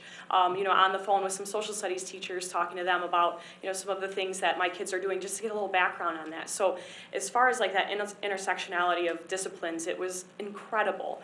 And then obviously, the kids who are, experienced in science and math, they have a lot of great science and math ideas, medical ideas. And so this could be that final year where not only will they just be a student in a science class, but they'll be the scientist, they'll be the engineer, So it is very interesting and compelling to be in a science class, especially if you love science. But what's more compelling than being a scientist? It's awesome to be in a math class, but you'd be a mathematician at the high school level where you have a tremendous amount of support and you have some critical friends there to support you as well. So, I like I said, I couldn't advocate for this more because I definitely think that what our district is looking for is exactly what these kids would be producing. Okay. Other comments, Mr. Mena, or questions? Yeah, you made a comment before that, so obviously the goal is to come up with an individual project, but you also mentioned a group project, I thought. Is that separate from the individual project? So everybody would have to be in a group and do an individual project? So the idea is that kids will work on one project throughout the year that's individual, but then we're also going to work on one as a group, and that's where we're going to be able to get at some of those soft skills that we are hearing from employers and college admissions officers that students lack, where the teamwork and how do you lead and follow at the same time. How do you step back when it's not your turn to be in charge? And so all of those group skills that we want to help the kids foster will come through that team project as well. Okay. Okay. Okay, well, there's no further. Mr. Cook. Mr. Cook, sorry. The concept is great. I just want to make sure that the foundations are there. The computer science is there early enough in their high school career that they can build on it at this level, that being able to use the maker space and knowing how to use equipment and what material and the material sciences are there that they can do this, or else you end up wasting a lot of material. I see in the proposal that the school is going to be providing the materials for this, and if touching on what Mr. Mena said with the open source versus the intellectual properties, I'd like to know how intellectual properties are going to be handled if they do choose to go the route of patents or trademarks. And you don't have to answer it right now, but you know, with the school providing a lot of this, the resources for this, where do we stand? The other thing is, this could be considered like a tech shop. And tech shops all over this country are going bankrupt and going out of business because, you know, people can do them on their own, and a lot of this stuff is available at home. So I guess I'm not overly convinced that we're on the leading edge of this. I think we might be on the trailing edge of this. So those are just some of my comments. It's something I need to mull over on this. And the biggest thing is making sure the foundation is set first. Okay. Can I hop in real quick, RJ? Yeah. Dr. Barber.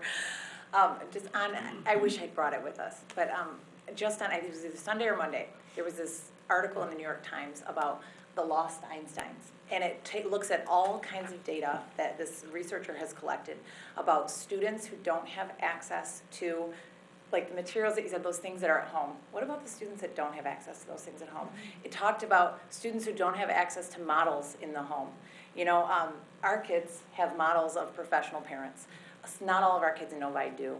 And they pulled all the numbers, and there's this really fascinating map in the article. I really encourage you to look it up. Just Google Lost Einsteins, New York Times. It looks at where patents are developed across the country, and the concentrations based on socioeconomic opportunity are fascinating. And I think that a project like this helps us catch some of those lost Einsteins that might be happening in Novi. So I think you're right. Some of these things could be done at home, but not for all of our students. So this opens that up for them. And the tech shop model is a pay to go and work on something model. That in order to keep that business going, people have to go there, pay to go into it. This concept, connecting kids with critical friends to expose them to careers and ideas that they might not normally have. So I'm fortunate to work beside a woman who has her MBA from Old Dominion. And she said to me, RJ, you know what? I didn't do a project like this until towards the end of my MBA. She also graduated with a degree in engineering from Penn State University. So I would argue that, one, this is not like tech shop at all, in the sense that this is not a for-profit model to try to get people to come in and prototype or make things. We are educators. We are public educators who serve all of our kids, and we don't charge them money to be part of this. On the intellectual property part, an idea is born inside somebody's head. Where that idea is born, or could it be, or how we somehow attach ourselves to that idea because we allowed it to happen or it came in our school system, I would always argue that that idea belongs to the person who had it. And that's just my opinion on it. But on the first part, on the tech shop part, and what we are trying to do and what we're endeavoring to do, in my opinion, is very different than a for-profit model to run a business. And what we're trying to do is provide an opportunity for kids. On the point of what parents and kids want, I've been fortunate to have some focus groups with high school students. We have 3 teachers right here. Ms. Forrester, again, head of one of the premier DECA organizations in the country. Her kids have come in front of this board who've won national championships in business. She would be a great person to ask what the business world wants because she teaches it and her kids do it all of the time. Ms. McGuire just came back from the National Council of Teachers of English where she presented on a national level. Again, her finger is on the pulse. Ms. Franchi, one of very few certified computer science teachers in the country. As a matter of fact, today, the creator of Code.org favorited a tweet from Ms. Franchi. I would say the 3 people at the podium are outstanding people to ask these questions. And they are amongst 2,000 of our kids every single day. They are around kids more than anyone else in this room. Get to educate them, listen to them, and talk to them. This idea was born out of what our kids need and want, as well as what our parents want. And so this is a great time, or perhaps if you have questions you would like to write, but we have people in this room tonight that are great people to ask these questions of. Okay, well, I'll just chime in with nothing further, unless the board has additional things. I'll just say, I know that when this concept first came up, and RJ, of course, was his excited self, I had a conversation with him just about, I was concerned about not capturing some of those kids that, like, we do a lot for our high-end kids. I want to say high-end, whatever, high-achieving. We do a lot for those kids, I think. We have however many National Merit Scholars we have. We do a lot of things. I didn't want this to be another thing that was just for them. So I really want to say, I really appreciate that you've looked at who could be a part of this and really taken seriously that it needs to be open to everybody. And I don't know that that was a result of my question. I'm not taking credit for that. But really that looking at, when I saw person A, my first thought was, oh, this was like the kid that was selling mom's prescription drugs, or something, like entrepreneurial spirit, like maybe it was like that kid that, like, silly. It was just a silly thought, but I thought, some of those kids have this untapped potential that, when channeled in the right direction with the right passion, really could do something phenomenal. So I like that. I guess I wasn't, to Mr. O'Connor's point, I wasn't clear that we were, I think we do a lot. We have science and math, and there's kids that are really adept at those things and really good at those things and want to move in that direction, but there are a lot of kids that aren't. And not that there wouldn't still be several kids that would be very interested, that are math and science, in taking this for their English class, because they could apply their math and science to the English coursework. But certainly for some of those kids that maybe don't have that math and science, which I will say 3 of my 4 children probably were those kids. It would have been something, I think, that any one of them, and my son was under the block schedule, which had a lot of other opportunities because the Common Core wasn't there. And now we've really shaved down that so tremendously. So I like that we're coming back and creating some new options for kids. I'm excited about the course. I'm excited about what it will do. And obviously this is a new idea. I mean, who's to say that there won't be an incubator that the science and math people will say, hey, maybe we could do X, and incorporate that themselves as a result of some of the, what I hope will be success of your program. So. And Ms. Murphy, we would be looking for science and medicine and math kids as well who wanted to be in there. So the strength of that is with Providence Park Hospital, one of our longtime incredible partners. In talking with them, they are willing to also have critical friends. And we look at our Med Careers program and so on. So really, and when you brought this point, and Ms. Mattson brought the point up as well about a year ago, and when both of you said, well, what about kids who might not be who might be a different type of Phoebe, right? And I think in the presentation, I want you to know that what you and Ms. Mattson talked about really resonated with us, in that idea that this should be an on-ramp for many kids. When we talked about this idea with our inter-school council parents, so the president of all of our PTOs, their argument was, why are you only starting with 40? And what about the other kids? And we have to start somewhere. And it'd be akin to, what if all 2,000 of our kids wanted to be in marching band at the high school at the same time, right? Like, there is a capacity, a natural capacity that we have as well. So thank you for that. Yeah. All right. So please get additional questions if you do have them, if they've come up to Dr. Matthews, so that we can direct them to the appropriate person. And obviously, there's still that's a lot of information. We appreciate it. It's obviously something that's brand new, so, trying to kind of wrap our heads around it as well. You guys have been immersed in it for a year and a half. We just had, half an hour to really get a good handle on this. So thank you again for being here. If there's no additional questions, we will, should we take No, over? I think we need to honor Mr. Ziegler. Oh, we will honor Mr. Ziegler's time because he is here for the next item on our agenda, which is the communication camp. Dr. Thank you. Matthews. Thank you. I will turn to Dr. Weber, whose office is in charge of field trips, and ask him to introduce this topic. Thank you very much, Dr. Matthews. At the podium, we have Mr. Ziegler again, his second stance at the podium tonight, so thank you for that. Who is the high school communication camp sponsor. He's requesting an overnight trip to the Howell Nature Center. This trip will provide an opportunity for 60 students to more effectively develop and maintain relationships. The program focuses on human relations while promoting cultural acceptance, appreciation, understanding. During this 2.5-day retreat, students will participate in highly disciplined small group session where they will learn about themselves, how to listen, how to express themselves, and will learn to celebrate their similarities and differences. Through their participation, students will gain leadership skills to create meaningful relationships with people in their daily lives. Students will stay overnight in a dorm setting at the Howell Nature Center. Girls and boys will stay in separate lodges, chaperoned by 15 Novi High School staff members.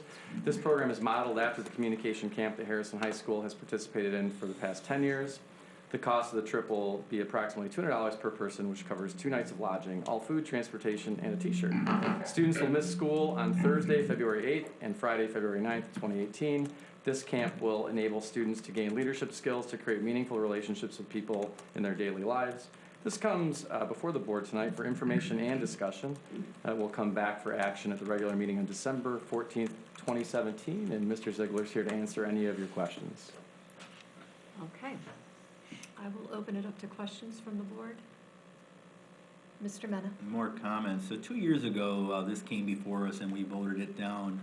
I remember we had one board member who forced the vote on the first day because I can't remember why. I think it was because wasn't going to be there the following meeting, and but there was still additional questions surrounding this that really never got answered because it ended up getting voted down and it never came before us.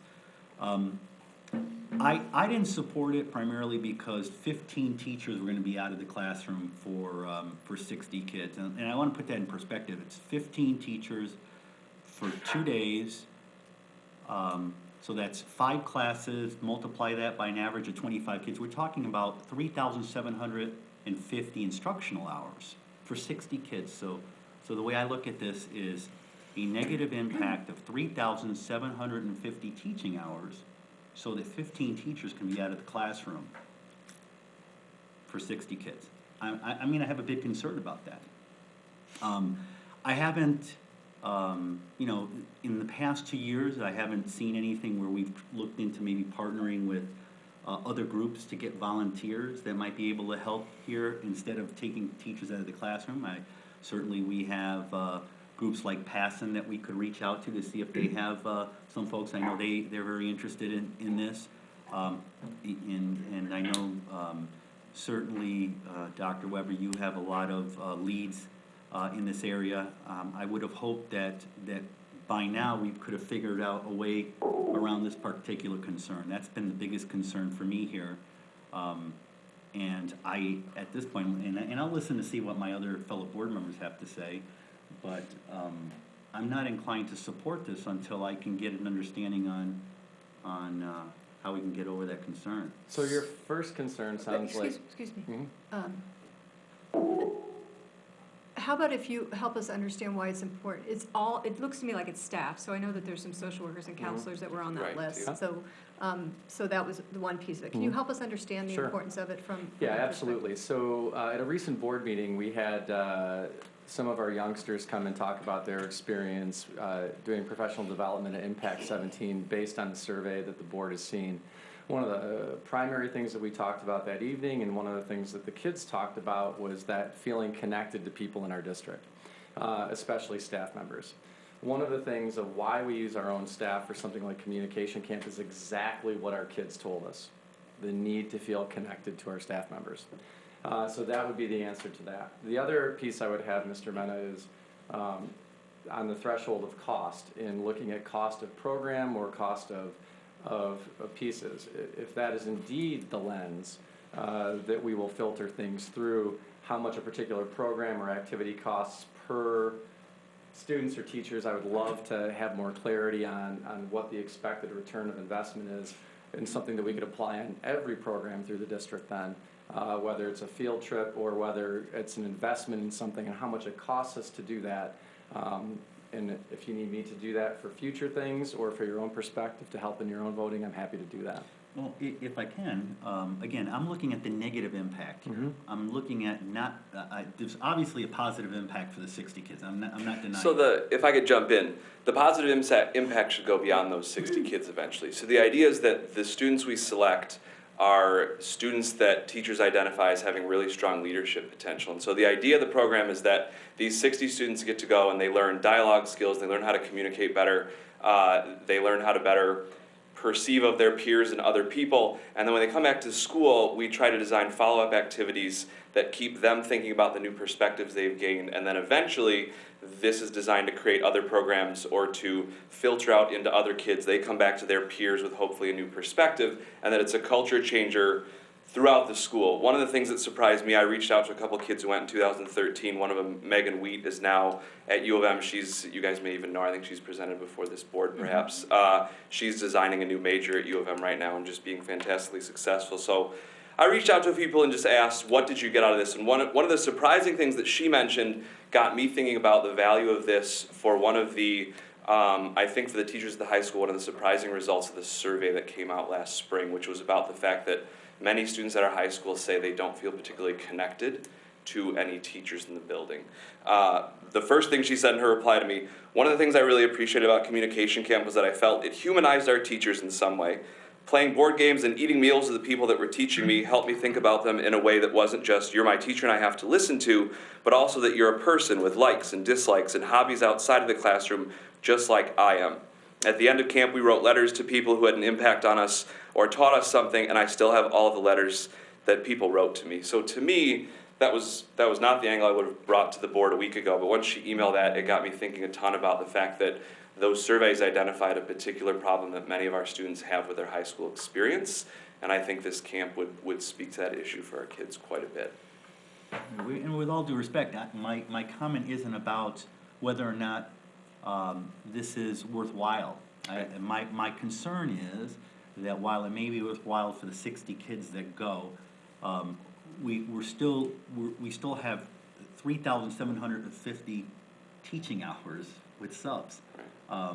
That's a lot of hours, and there are those Megan Wheats out there that we could reach out to and maybe offset some of those teachers that are going to be out of the classroom. So, and Dr. Weber, I mean, my comments I know are no surprise to you because you and I have talked about this many times. I'm just surprised that we haven't done anything to try to mitigate this concern.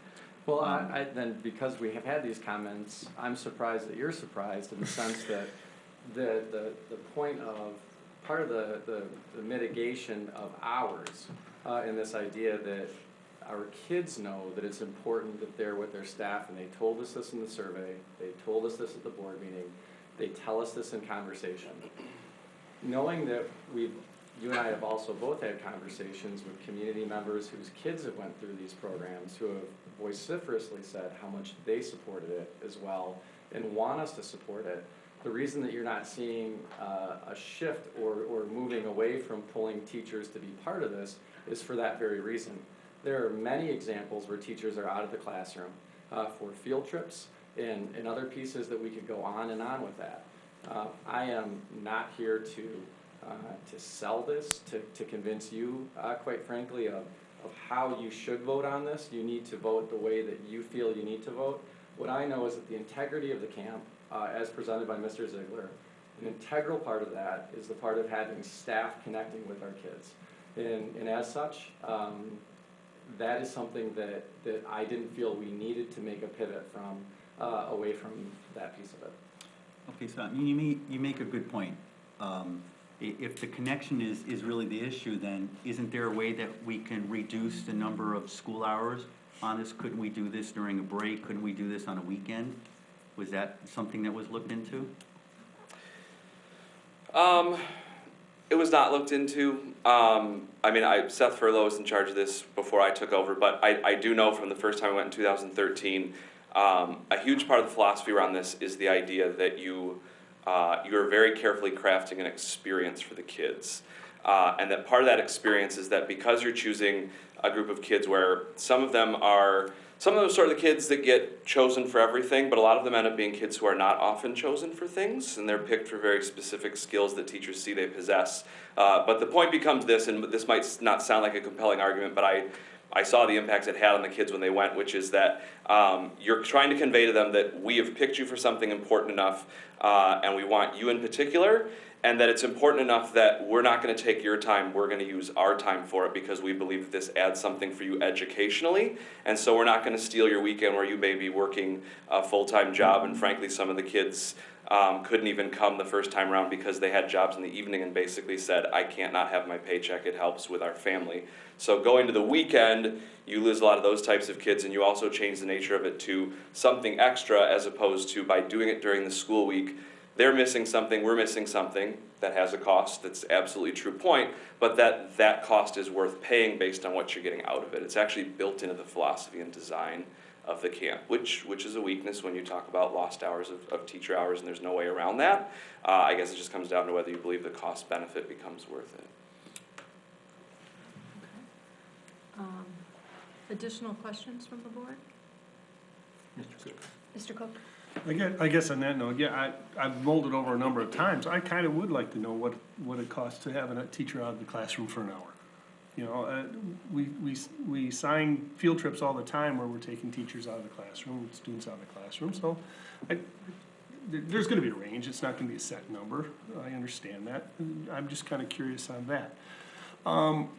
One of the decision-making processes we typically go through, and I appreciate your time here, Mr. Ziegler, is are there any alternatives?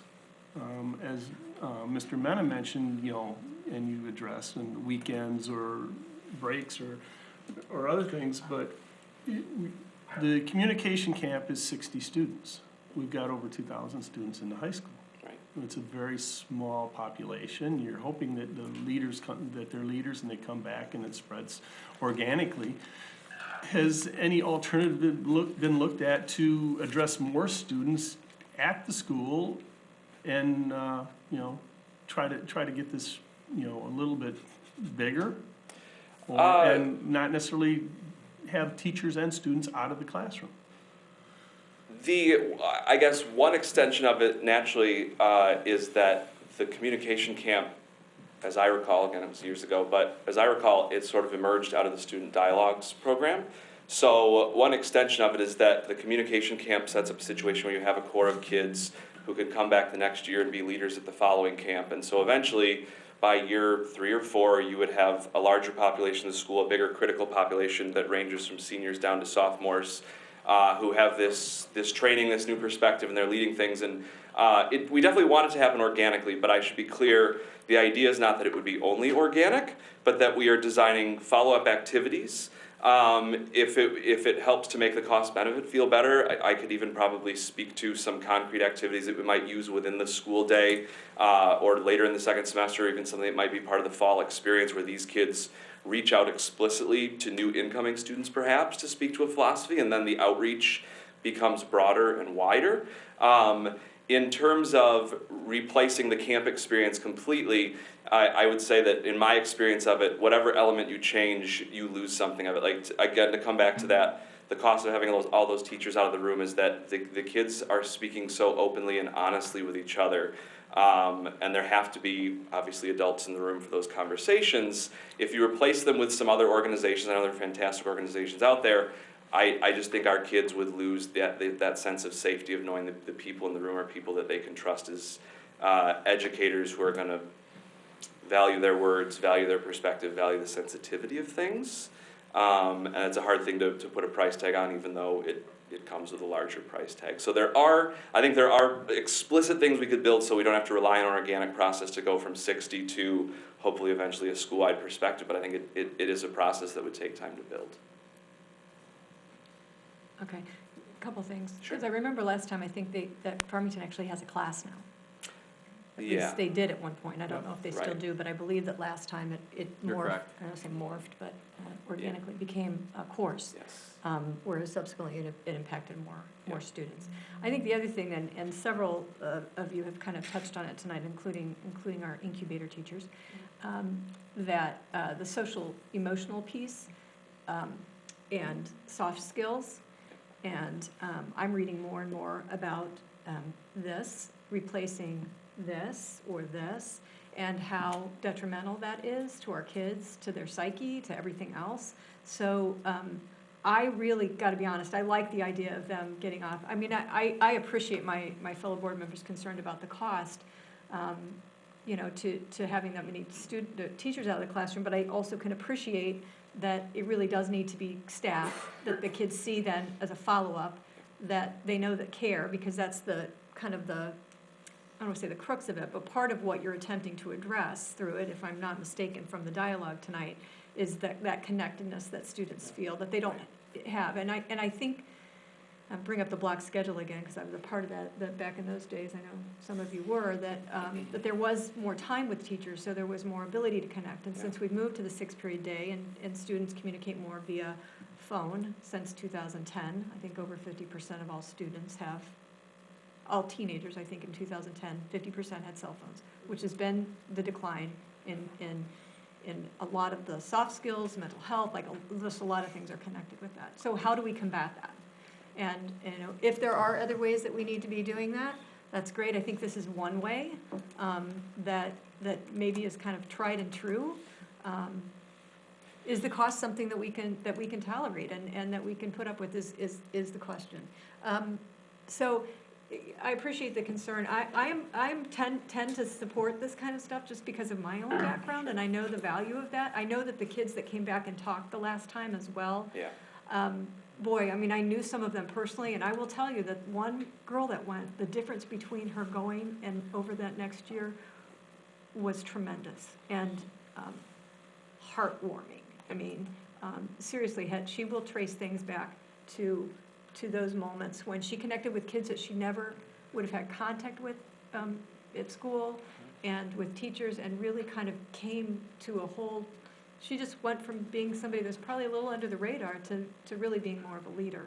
And so, you see the outcome of some of that. What's the long-term impact? So I appreciate the concern. I would tend to be one that would say, I think this is a really positive thing for our kids. And I appreciate your articulateness and kind of trying to explain kind of the crux of it to us.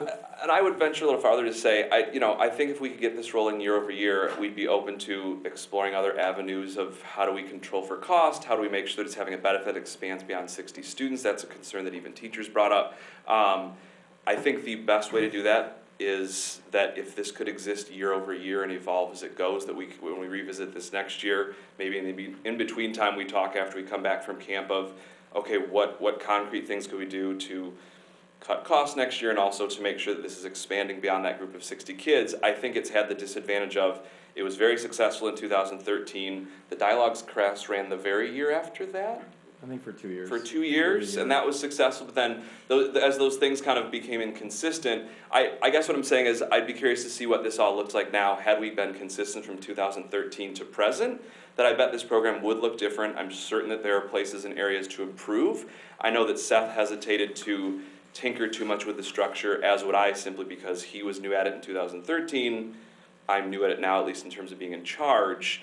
And so I think we know the structure works for what it does. I would be open and eager to working together, find ways to build and change it for the better as years go by. And we completely appreciate. I mean, the board is as stewards of the school district. You're all in a difficult spot where you have finite resources, and one of the most important finite resources we have is time, right?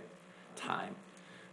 With the time that we have with our children and how we interact with them and so on. And then you have that finite resource of money. So these are all questions that need to be asked and need to be pressed on. I hope what you're hearing tonight from not only Mr. Ziegler but from the other classes is that all of these are done with the absolute pure intention of providing opportunity for our kids, whether it's to find connection, whether it's to find a class. We had a meeting this evening before the school board meeting of parents of students with IEPs.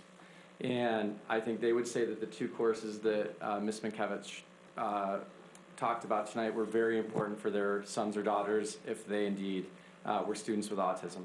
I would think if you have a struggling writer, the writing den is important. I think you have a student who maybe have an entrepreneurial spirit or just really wants to push one of their ideas, the incubator could be there. I think that something like communication camp, again, 60 kids definitely appears like that low number, but then you listen to what Ms. Murphy said, you listen to what parents have told us and kids have told us, and it was transformational for some of those students. Ultimately, you all need to make that decision of balancing all of those things out, finite resources of time and money. So I wanted to say that at the end of all of this, and is not only thank you to the teachers, but thank you to the board. This is how we get better, by having these dialogues and these maturely direct conversations with each other. asking the good questions, saying what we need to say, and going towards things, all with the benefit of serving all 6,400 of our kids. So thank you. And thank you for taking the bullets, although you shouldn't have You're felt that. my By the way, pleasure. Mrs. Ago, I should say, and I've never met you, to be honest, but you are one of my favorite cameo actors in the Letarte series of videos. Thank you, I appreciate that. I appreciate that. So this would come back to the board next week for a vote, and as has been mentioned with all of our courses tonight, we think these are important additions to the range of options that we offer our students. Mrs. Glebinski. Yeah, would it be possible for us to actually see the agenda of what you're doing, you know, for your 2.5 days, so we could better understand the kinds of activities? Is it all group? Are you doing any of the? Yeah, I can send you an itinerary. Do you want me to outline it really quickly right now? It's No. pretty, okay. That's what I thought. I can send you a pre-made sample I itinerary. think it would, Yeah, I'll send it to Dr. it would Matthews be tomorrow. helpful Sure. to understand what that 2.5 days entails. Great idea, I'd be happy to. And I did see you have like, on the list of people going, social workers and stuff. I mean, I don't know if you've chosen all the teachers, if there's all been selected, but obviously if there's some that aren't in classroom staff, that would be good for us to know as well. Yeah, I'll better know by tomorrow. Okay. We started a preliminary, if this is approved, who's interested. So I'll know better after school tomorrow. Okay. So we'll get a roster of We'll folks. get a preliminary roster, and we'll get a preliminary kind of agenda. Roster I would say by next week, the agenda I can email in the morning. Yep, that'd be great. Okay. Okay. Thank you. Thank you for being here. All right. Can we take a break? Yes, we will take like a 4-minute. Mr. O'Connor had a comment. Excuse me, Mr. O'Connor. This was asking for a break. Yes, we will take a brief break. If we could be back here by 9:20, that's about 8 minutes.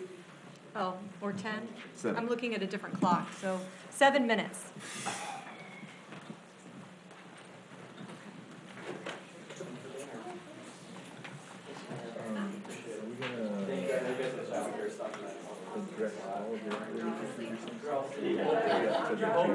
I don't believe so.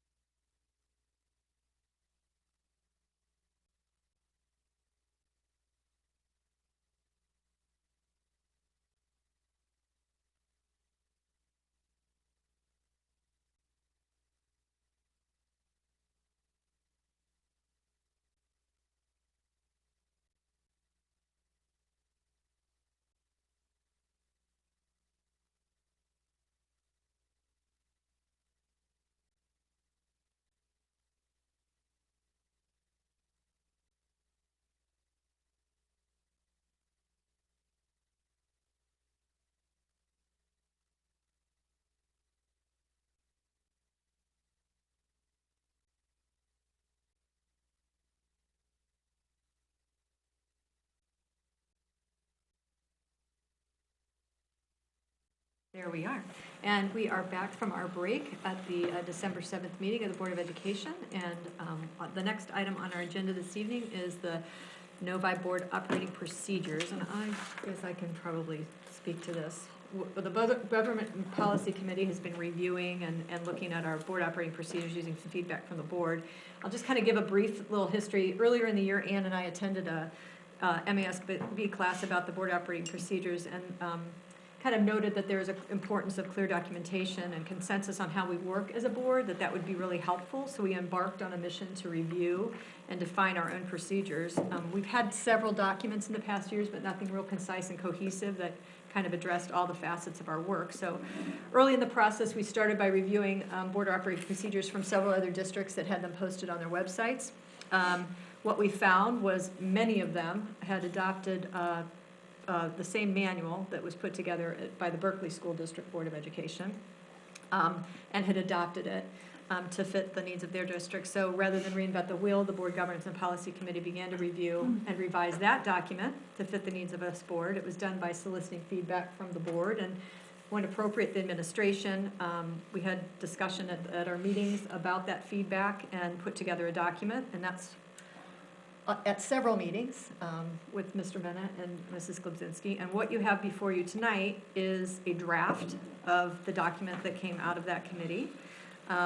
One note is that during that time, the MASB also came up with their own governance standards that we have inserted into our document for adoption. We didn't fully discuss that at the meeting, but kind of talked about it briefly. So it's still a work in process, it's a draft, but I think for our purposes tonight, because it is getting late, just if we can get a feel from the board on whether or not this is something we still want to move forward with in terms of having our own board operating procedures manual. If that's something that the board is still interested in, because it's been a year, basically, in process. And if so, the document in its entirety may still need some work, and whether or not we use our time this evening to iron that out, or we perhaps do that January 13th at our workshop, which would also be a good use of that time. So those are some thoughts that I had as the evening has gotten a little bit late. So is the board in favor of having our own set of operating procedures, and is that still a direction that the board is interested in pursuing? No. Okay. All right. Mrs. Glebzinski? I think for me, something that's important is the recognition that the leadership of the board in terms of officers changes. And as a new person assumes the president's role, it always gets tweaked, it does get tweaked based on their experience, their knowledge, background, whatever. And I think by having an operating procedures manual, then we get consistency through the leadership. And I think a better tool or mechanism in terms of orienting new board members in this is how we operate, this is how we relate as a team, this is how, it helps it gel. It's not found in, a variety of classes, but this is what our team is gonna focus on. So that's why I think it's important to have procedures. Okay. Other board members? Well, I was knee-deep involved in this. Yes, you were. So with you guys for quite some time, and we took these piece by piece. Mm-hmm. So it was only recently where I finally got to really go back and look at it in its entirety, and I've highlighted a lot of things, and I wouldn't say a lot, but I did highlight a number of things that I'd certainly like to revisit, make comments on. There was actually some things that are in here that I disagreed with when we were in committee, which is still problematic to me. I certainly don't want to sit here and spend any more time on this tonight. If you want to take this up again later at whatever meeting, that's fine. But yeah, there's still needs some work in my opinion. Okay. Mr. Cook? The document as it stands, I understand it's a draft. And your statement that it is how, it's a document as to how the board operates. As it stands here, there's a lot of policy written into here, and just reiteration of policy. Two things with that is that, you know, the policy should be kept out of it. For one thing, I think policy should be kept out of it. Two, we're going to a different policy provider, and this is all gonna change in 6 to 9 months. So if, as is, this entire document pretty much would have to change. So if you wanna revisit it at a later date, we can do that, but as it stands right now, there's just too much reiteration of policy in here for me. I guess that this is the first time hearing that, so I'm just a little curious if there's specific areas that you were particularly concerned about. I wasn't aware that we reiterated policy a lot. That's not something we got feedback about. All right, so, Go ahead.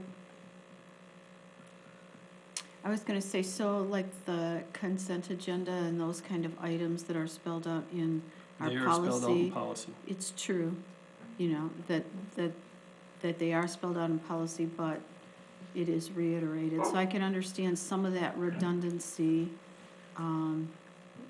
The thing that will be interesting, and as our new policy provider shakes out in terms of brevity, I almost wonder if preserving some of these things that may become less verbose in our policy, we're gonna wanna be able to spell out in our procedure manual. I don't know how that's gonna turn out. I mean, I do know that there were times that we did reference policy in it and made sure that we were consistent with policy, but having it in one document as opposed to having to have board members, especially new board members, try and jump around to find it in our policy, we felt like maybe it made sense to leave that piece in there, so. Would it be helpful for us to talk to Les Galbertson about board operating procedures? Maybe they have a process already, since we're moving to Les Galbertson for policy. I don't know if they do or not, but. I think that's a worthwhile question, certainly if we're moving in that direction. They have a template that they've used that we think we might, want to take a look at and compare. I mean, we really did just kind of modify an existing document. So maybe there is one out there that would be of better use to us. Bobby, Go ahead. And I would add, as the new member here, to me, this is a very approachable document for a newbie coming in and wondering, why do we do things that way? Rather than having to go through that really thick manual, sift through all that we have now. This is a, easy reading, but very directive and concise and easy to follow. I would support it. I would be interested in why Mr. O'Connor, was really an immediate no, but. Okay. Well, I thought they were just asking for consensus, so I was just giving a yes or no. But frankly, I invested a lot of time and gave a lot of feedback into this document, so it wouldn't just be a canned document from another district. And most of that feedback was ignored by the committee, so I think the whole thing's a waste of time. I guess I wasn't aware that we ignored. There were definitely pieces of what you included in your feedback that we did adopt into the document. It might not have been in the exact same form that you gave it to us in, but we had discussion about it. And I do know that there was one piece that we weren't sure how it fit. But that is certainly something that we can discuss as a board. And my thought was, perhaps Les Galbertson can come. The next steps with them is to come before us they said to the committee, but we're not going to be meeting, obviously, as a committee before the end of the year, but to come before us and kind of explain what their process is to the whole board, so that we have an understanding of it. And so my thought was that the January 13th meeting, it's a Saturday, that perhaps Kevin Sutton would be available that day for a portion of the day to come and explain that process to us. And then maybe we could work through the operating procedures. If there's areas that the board really can't come to consensus on, maybe that's an area we just don't adopt, that we leave it out of the document. if that's possible. So there's several ways we can approach it. I mean, it is by consensus, so it's basically the threshold is what we can live with. Not that this is going to be the perfect document to every board member, but that we can live with it. So, so that would kind of be my suggestion, rather than trying to wade through it tonight at 9:30 at night, which I don't know that would be real productive. So with the board's blessing, perhaps the 13th would be the best use of some of that time that day to work through it. And if Mr. O'Connor, you want to provide some of Yeah, those. just be on the record to say that I think that'd be a waste of time. Just put that on the record. Okay. You and I can have a conversation as to how we should proceed. Okay. All right, well, we will move on with our agenda this evening then to our legal representation for the board. This comes to the board for information discussion. It kind of extends a conversation instead of bringing it for action tonight, just to see if the board wants to put it on action for next week on December 14th, that the board would seek formally to identify an attorney that would operate for the board that would be separate from Troon, who is the attorney, the legal that we operate for the administration. For the district. Just real briefly, so when I read at the last meeting kind of where we were at in the process and what had happened in terms of this, Mr. O'Connor brought up a good point that really wasn't following a decision-making model. So our decision-making model is really that we define a problem during board discussion. So I think the discussion tonight needs to be, do we believe that there's a problem with our current legal representation? And if so, then what would we like to do about that? So I will open that up for discussion. Mr. O'Connor. So as discussed at the January 12th meeting, when I thought we were proceeding on this, many board members, I don't know if it was majority or not, but many board members expressed a concern with the fact that in some cases it's really just not fair to Troon to have them as the attorney of record. If in some cases that might be uncomfortable or conflict of interest if there's certain board issues or board questions that are separate from administration, because right now Troon is the district legal representation, and there might be some cases, not always, not often, but in some cases where the board may need to get separate representation for separate guidance on separate issues, separate from the district, and that is the rationale for seeking an alternative legal counsel. Okay. So, Mr. O'Connor, you still believe that there might be problems that aren't currently addressed even with the policy change? I think it's good to have a separate counsel. Okay. So we're looking to define the problem. You never know what may happen next week. You never know what may happen in 2 weeks. You never know what might be forwarded in 3 weeks where we're surprised about something that we didn't anticipate happening. Okay. Just try and prepare for anything that may happen in the future. Okay. No, I think Mr. O'Connor said it eloquently. This really isn't isn't a problem with Troon. This is just to give us the ability to use different counsel in those situations where we deem necessary, and I would support that. But I've made that point before, Okay. so. I would agree with that. Okay. Mrs. Glebzinski? My experience over the 12 years I've been on the board, that there's been one situation where there was a concern about potentially needing to have an independent look at a situation and a question of whether or not legal counsel was in a position to provide that, another word. Guidance. I'm sorry? Guidance. Guidance.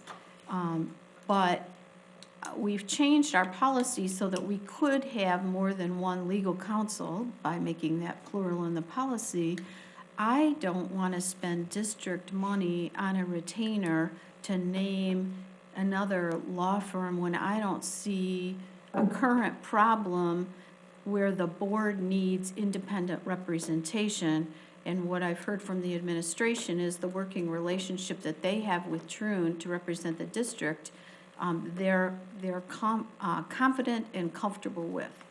So I don't see that it's necessary to go out and identify another law firm. As we called about, I think I apologize for why I was calling or looking at other districts for references. Oh, I know. For references for policy providers, I ask about their legal counsel. And some of them are like, well, if we have a real estate issue, then we know this firm is really strong in real estate. We would bring them in for that. But they're not the attorneys of record, you know, or if there's a special ed case, they might bring a different legal counsel. And so I certainly am willing to handle things on an issue-by-issue basis, but I don't see a need right now to go out and do interviewing and identify a law firm when I don't see a problem that they're going to need to address immediately. I think it wastes money.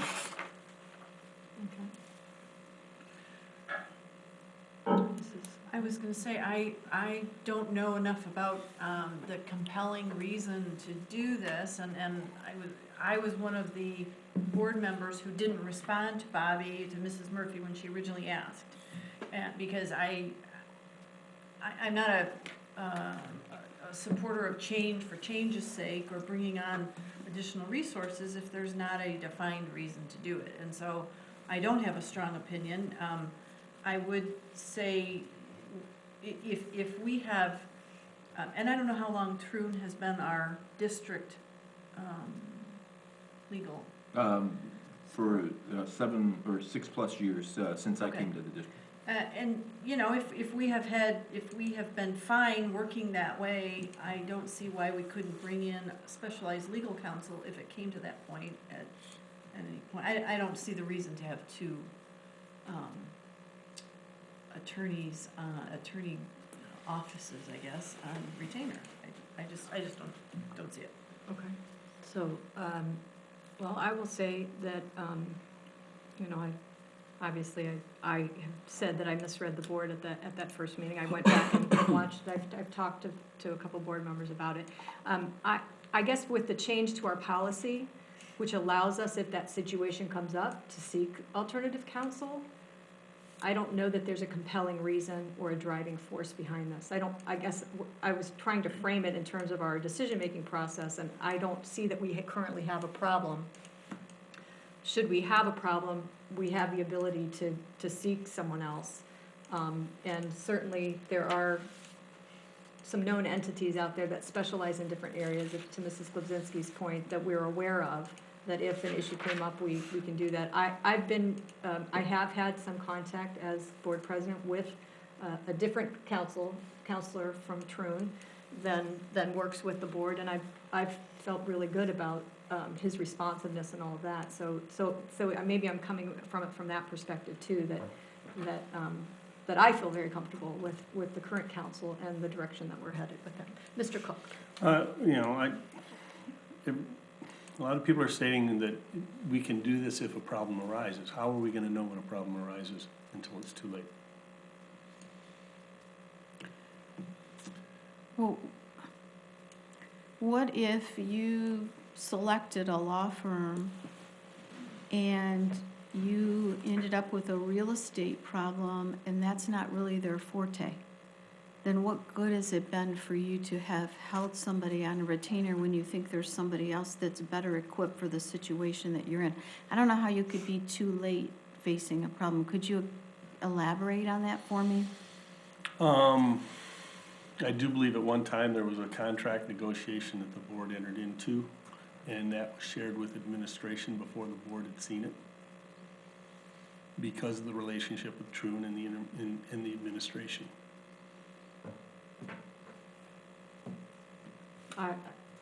I wasn't aware of that.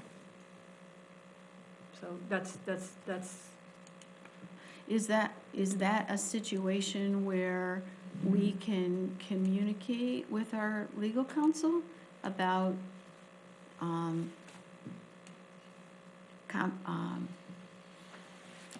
don't think confidentiality is the right term, but our expectation as a board in contract negotiations? Is that something where, you know, if I have a problem with a vendor or a store, I would go, I would try to work with them so that that situation doesn't happen in the future. Is that something that we could work through with them?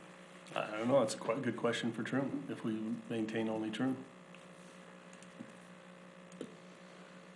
Well, I certainly know their reputation in the educational community is pretty outstanding. I mean, if it was we've had them for 7.5 years, and that's the first incident. I don't know how, like I said, that's news to me this evening, so I wasn't aware of that.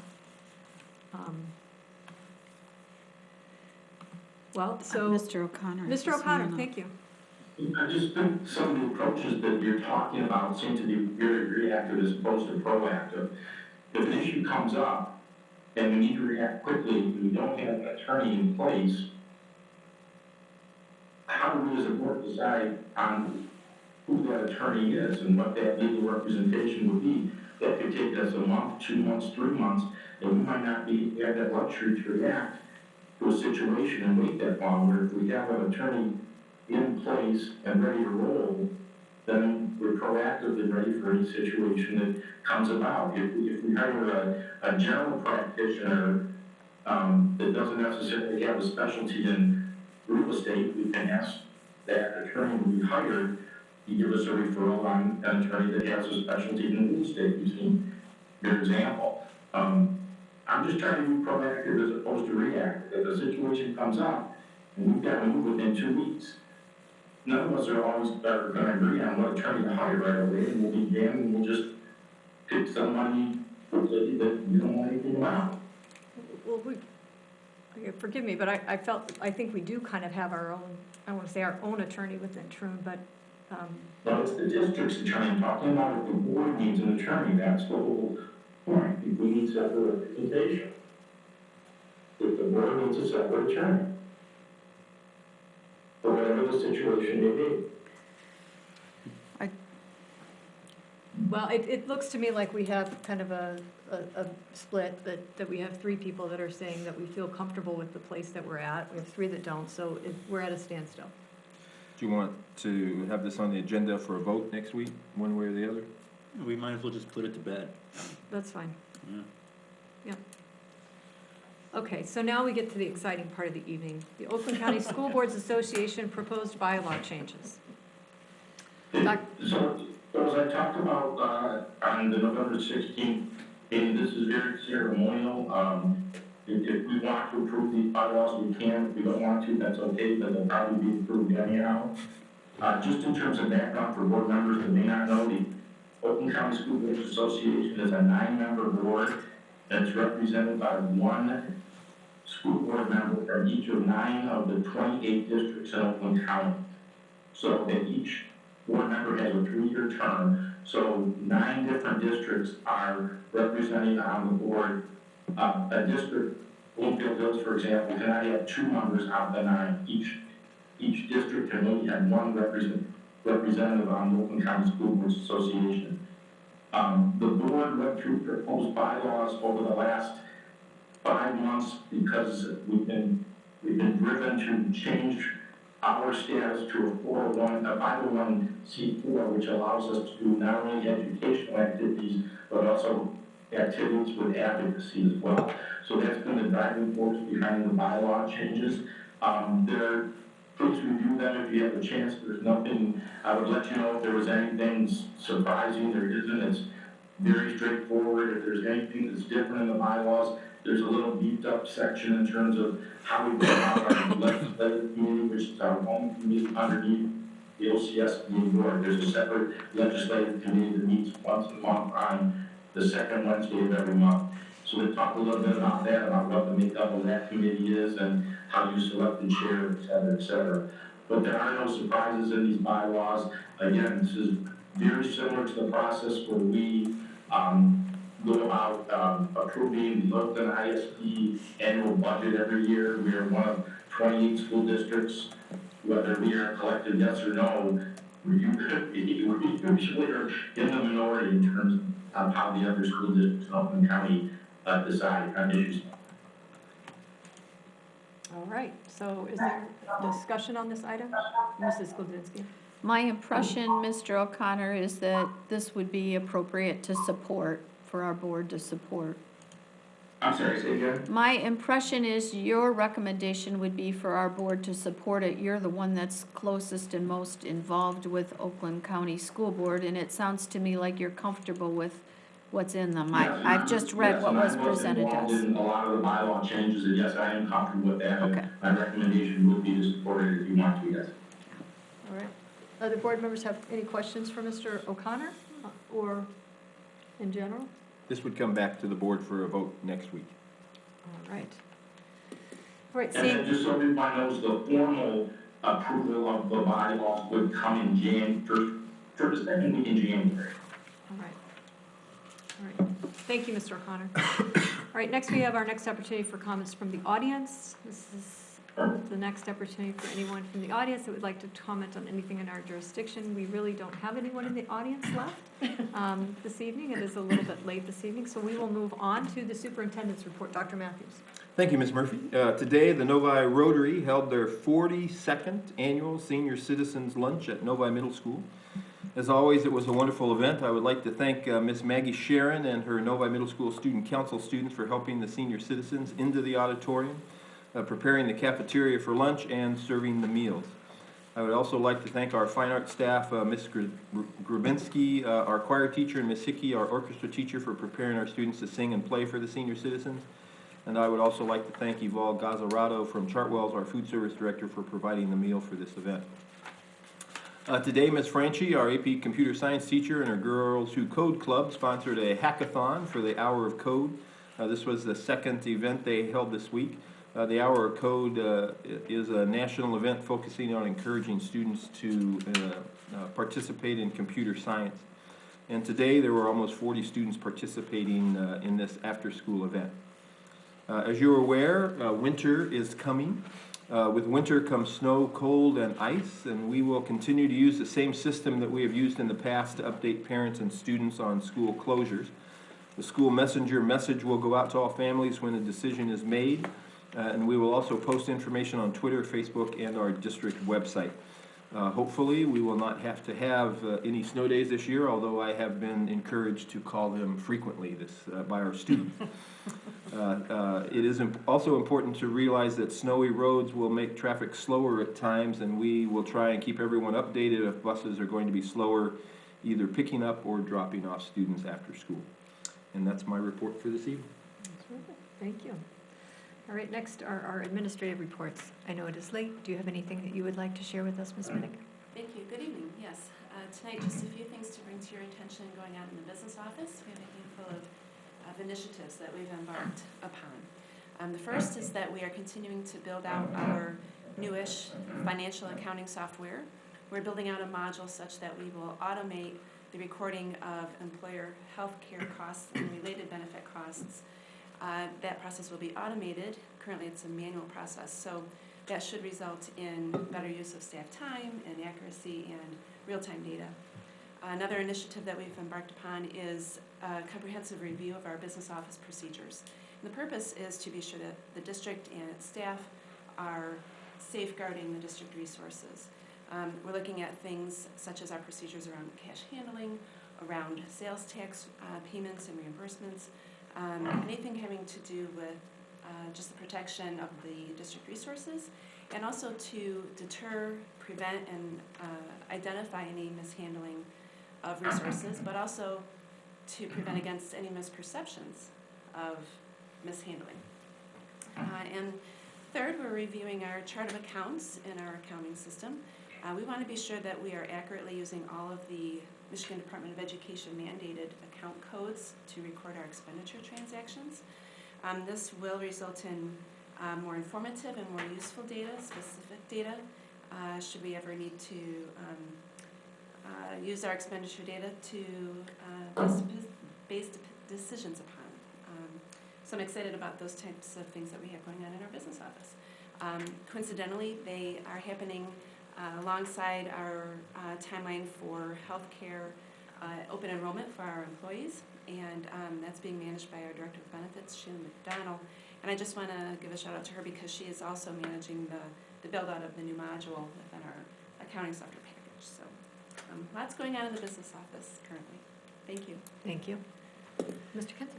I just have 2 items to share. First, last week I attended the Michigan Association of School Personnel Administrators Winter Conference in Lansing. I was able to attend a number of great sessions on negotiations, teacher certification, hiring, FMLA, among other things. And it was a great opportunity to network with HR administrators from Oakland County and throughout the state. Secondly, I'm serving on a committee through OASPA, the Oakland County Administrators, Association of School Personnel Administrators. We are working to coordinate a job fair in Oakland County at Oakland Schools in May. This will, or maybe a better way to say it, this may limit our need to attend as many university job fairs throughout the state. This will target specifically teacher candidates who are interested in working in Oakland County. So that will be in May. Perfect, thank you. I'd like to thank, I know that Ms. Murphy, Mr. Mena, and Ms. Hood were all at the parent mental health panel that we had with Will Heininger and Dr. Parikh from the U of M Depression Center. Also thank you to Julie Farkas for allowing us to use the Novi Public Library. We had 100 parents there that evening. Dr. Matthews was there as well. I think it was very well received. AP and IB, just a quick update. So on a monthly basis, I meet with our new coordinator, Miss Elena Brown, and we have 438 kids currently taking IB courses at our high school. We have 922 kids currently taking AP courses at our high school. We offer 21 AP courses, and we offer 15 IB courses, which is pretty stunning. And then finally, as Dr. Matthews talked about the senior luncheon today, we also had our, each senior was able to have a handmade card that they were able to bring with them, and also extras to bring back to their residents to give to people who might not have them. Each one of these cards was made by 8th grade science teacher Kim Osmondson, who apparently is, the word on the street is a scrapbooking aficionado. And the look on the faces of the seniors when they open these cards and they interact with our kids, you know, this narrative that kids these days and things like that, and Dr. Matthews was there to see it, and Gary was there to see it, and you see these kids go up, and Gary was saying, I think we got better service there today than you get at a restaurant. I mean, the kids kept asking, do you need water, would you like coffee? And just that human interaction between an 8th grader and an 85-year-old, and it was absolutely fantastic. So thanks to Kim for making those cards, and the kids for being awesome, and the parents for raising awesome kids. It was cool. Thank you. All right, next we have board communication. We have board communication. Mrs. Glebzinski? Yeah, yesterday, I attended the Parkview Leadership Day, and Mr. Cook was there also, Mrs. Murphy was there.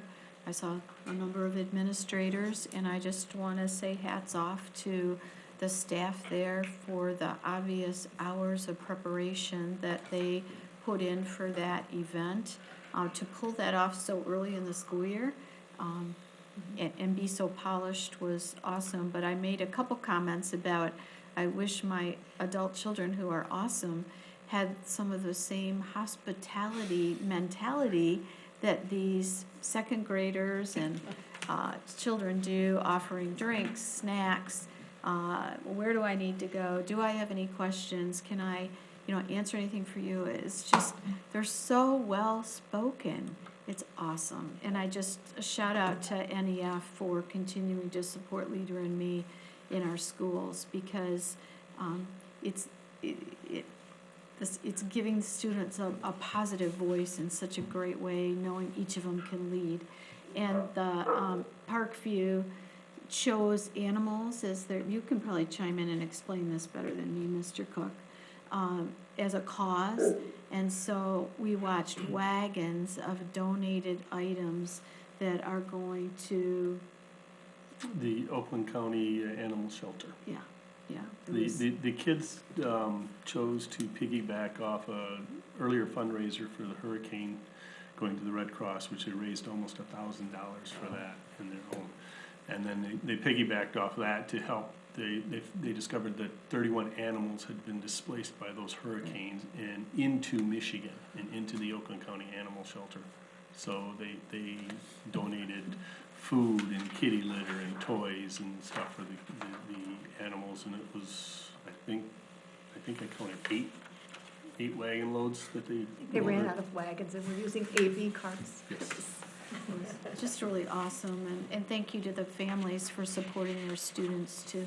It's great, great opportunity. Other board communication? Mr. Minnick? Well, I mean, I've attended a lot of stuff here since the last meeting, but I did wanna say that the opioid epidemic talk with Ken Daniels is, and I don't like to overuse words, but I'm gonna steal yours. That was pretty powerful. I actually left angry. You would think you would feel real sad for Ken Daniels and what his family went through, but I actually left more angry at what his family had to endure than I was sad for them. So, but I thought that was one of the best events that we've put together like that in a long time. That was just fantastic. Not to undersell all of the other great stuff that we do here, but that was just absolutely fantastic. All right, Mr. Cook? A couple of things. Discussion with Senator Caldwell where Google is looking to outfit a number of vehicles to remap the streets of Novi, all the way down to potholes and cracks in the street. The problem they have is they cannot find labor to outfit the vehicles. So it kind of reiterates the need for the new vocational ed, which is not the old, what you would think carpentry and painting and metalworking. It is more instrumentation and the likes of that. And the discussions that come out of that revolve around more controls type and electronics and the likes of that. So I think what our legislators are looking for when they talk vocational ed is not what everybody thinks vocational ed is, and we need to, I think, up our game to meet that. The other thing I'd like to mention is it's that time of year again where the Parent Action Committee for Special Needs Kids is holding their second annual Above and Beyond Awards. This is where anybody can nominate a student, a teacher, a special needs student even, that go above and beyond to help out the special needs. Last year, I do believe they had about, if I recall right, over 70 nominations. Everybody who becomes nominated gets recognized, and Lori Gardner out of Parkview was chosen as the district-wide Above and Beyond Award. If you go on to the Parent Action Committee Special Needs link on our webpage, you can find the application, and I do believe right now the applications are due January 8th. So. Thank you. I got an email about that. I think maybe most of the board did, so definitely something to be thinking about and share with the people around you. I'll just say briefly, there have been, do you have? No, I was just gonna mention, besides all the sporting activities and the great concert, the orchestra concert at the high school the other night, one of our administrators I follow on Twitter invited everybody to the Novi Woods concert at 1:15 yesterday. So I installed the app easily on my phone and I watched the kids sing. It was really cool. How did I miss that? I don't know, you don't miss anything, I miss. Actually, as a note on that, I kind of inquired about it based off of the kindergartners performing at Parkview yesterday, and apparently it is quite taxing on the IT group to get that to come off, and so accolades out to our IT group to pull that off. But if we could do that more in broadcast or stream our events at the different facilities like that, it would help a lot of people out, because I know a number of times I'm trying to sneak out of work and rush to one of the performances, so. Yeah. Great. Well, I was at the orchestra concert. I will say, okay, having just been at basketball and swimming, they were all on the same night, which was wonderful, because you get to see a little of everything. I wanted to yell, because I'd been yelling at the other sports, and they were so good. It was hard to keep quiet. Everybody was dead quiet until the end. It was fabulous. We have amazingly talented kids in this district that do some really amazing things. I would echo your comments about the opioid thing. I thought it was fantastic. I thought, boy, everybody needs to hear what these guys have to say. And it wasn't, Ken Daniels, obviously the pain and that he shared in his story. But I agree with you. I was angry too. And not at the people, but at the situation that is being created. And I appreciated the doctor was very honest. If for those that weren't there, very honest about the problem in the medical community and over prescribing and some of those things. So that's all come to play a lot with our young people today. So it was very good. And then the third guy from Families Against Narcotics was he's a recovering addict and very, very powerful and really spoke, I think, and connected with the kids that were there, which I think that was probably very powerful for them as well in terms of where he'd been. So kudos to staff and whoever makes those possible. I know that the NEF played a part in making the Will Heiniger, the depression thing possible, which is fantastic. But just some of the support that we get from those partnerships that we have with our other groups to make things possible. I just can't thank them enough for kind of stepping out and saying, hey, we'll make this happen. We can support that with the funds that we have, which obviously makes it a little bit easier on us when it comes to things. But certainly we appreciate all of those efforts to make those things come to fruition and all the things that come into play for those. So definitely worth repeating in future years and hopefully extending the invitation even broader so that more of our kids can hear that. So it was great. I also attended the mental health committee at the high school, which was a fascinating discussion with some of our parents and staff that are, just really concerned about where our kids are at. And there was a lot of discussion about a lot of them had been at the opioid conversation or the presentation as well. And just really talking about how we can best support our kids and pooling all the resources and knowledge that collectively we have about what's going on with all of our kids, not just those that are high-end stressed because of, pressures from tests and finals and stuff, but, kids that are just struggling to fit in and where do I find my place in high school. So really great to see such involved parents and certainly at Parkview. I think Leader in Me has been a differentiator in our elementary schools. And I've talked to a couple parents that moved here from other districts that said they are so incredibly impressed with what we are doing, that they've moved several times because they really felt like their child, and they said, we will never move from here. So that was just really encouraging to hear. So with that, I would entertain a motion to adjourn. So moved. Second. All right, it's been moved by Mrs. Kubzinski, supported by Mrs. Hood. Would you do a roll call vote for us too, Mr. Miller? Trustee Cook. Yes. Trustee Kubzinski. Yes. Trustee Hood. Yes. Trustee Mena, yes. Trustee Murphy. Yes. Trustee O'Connor. Yes. All right, and we are adjourned for the evening. Thank you for being with us. The technology improved.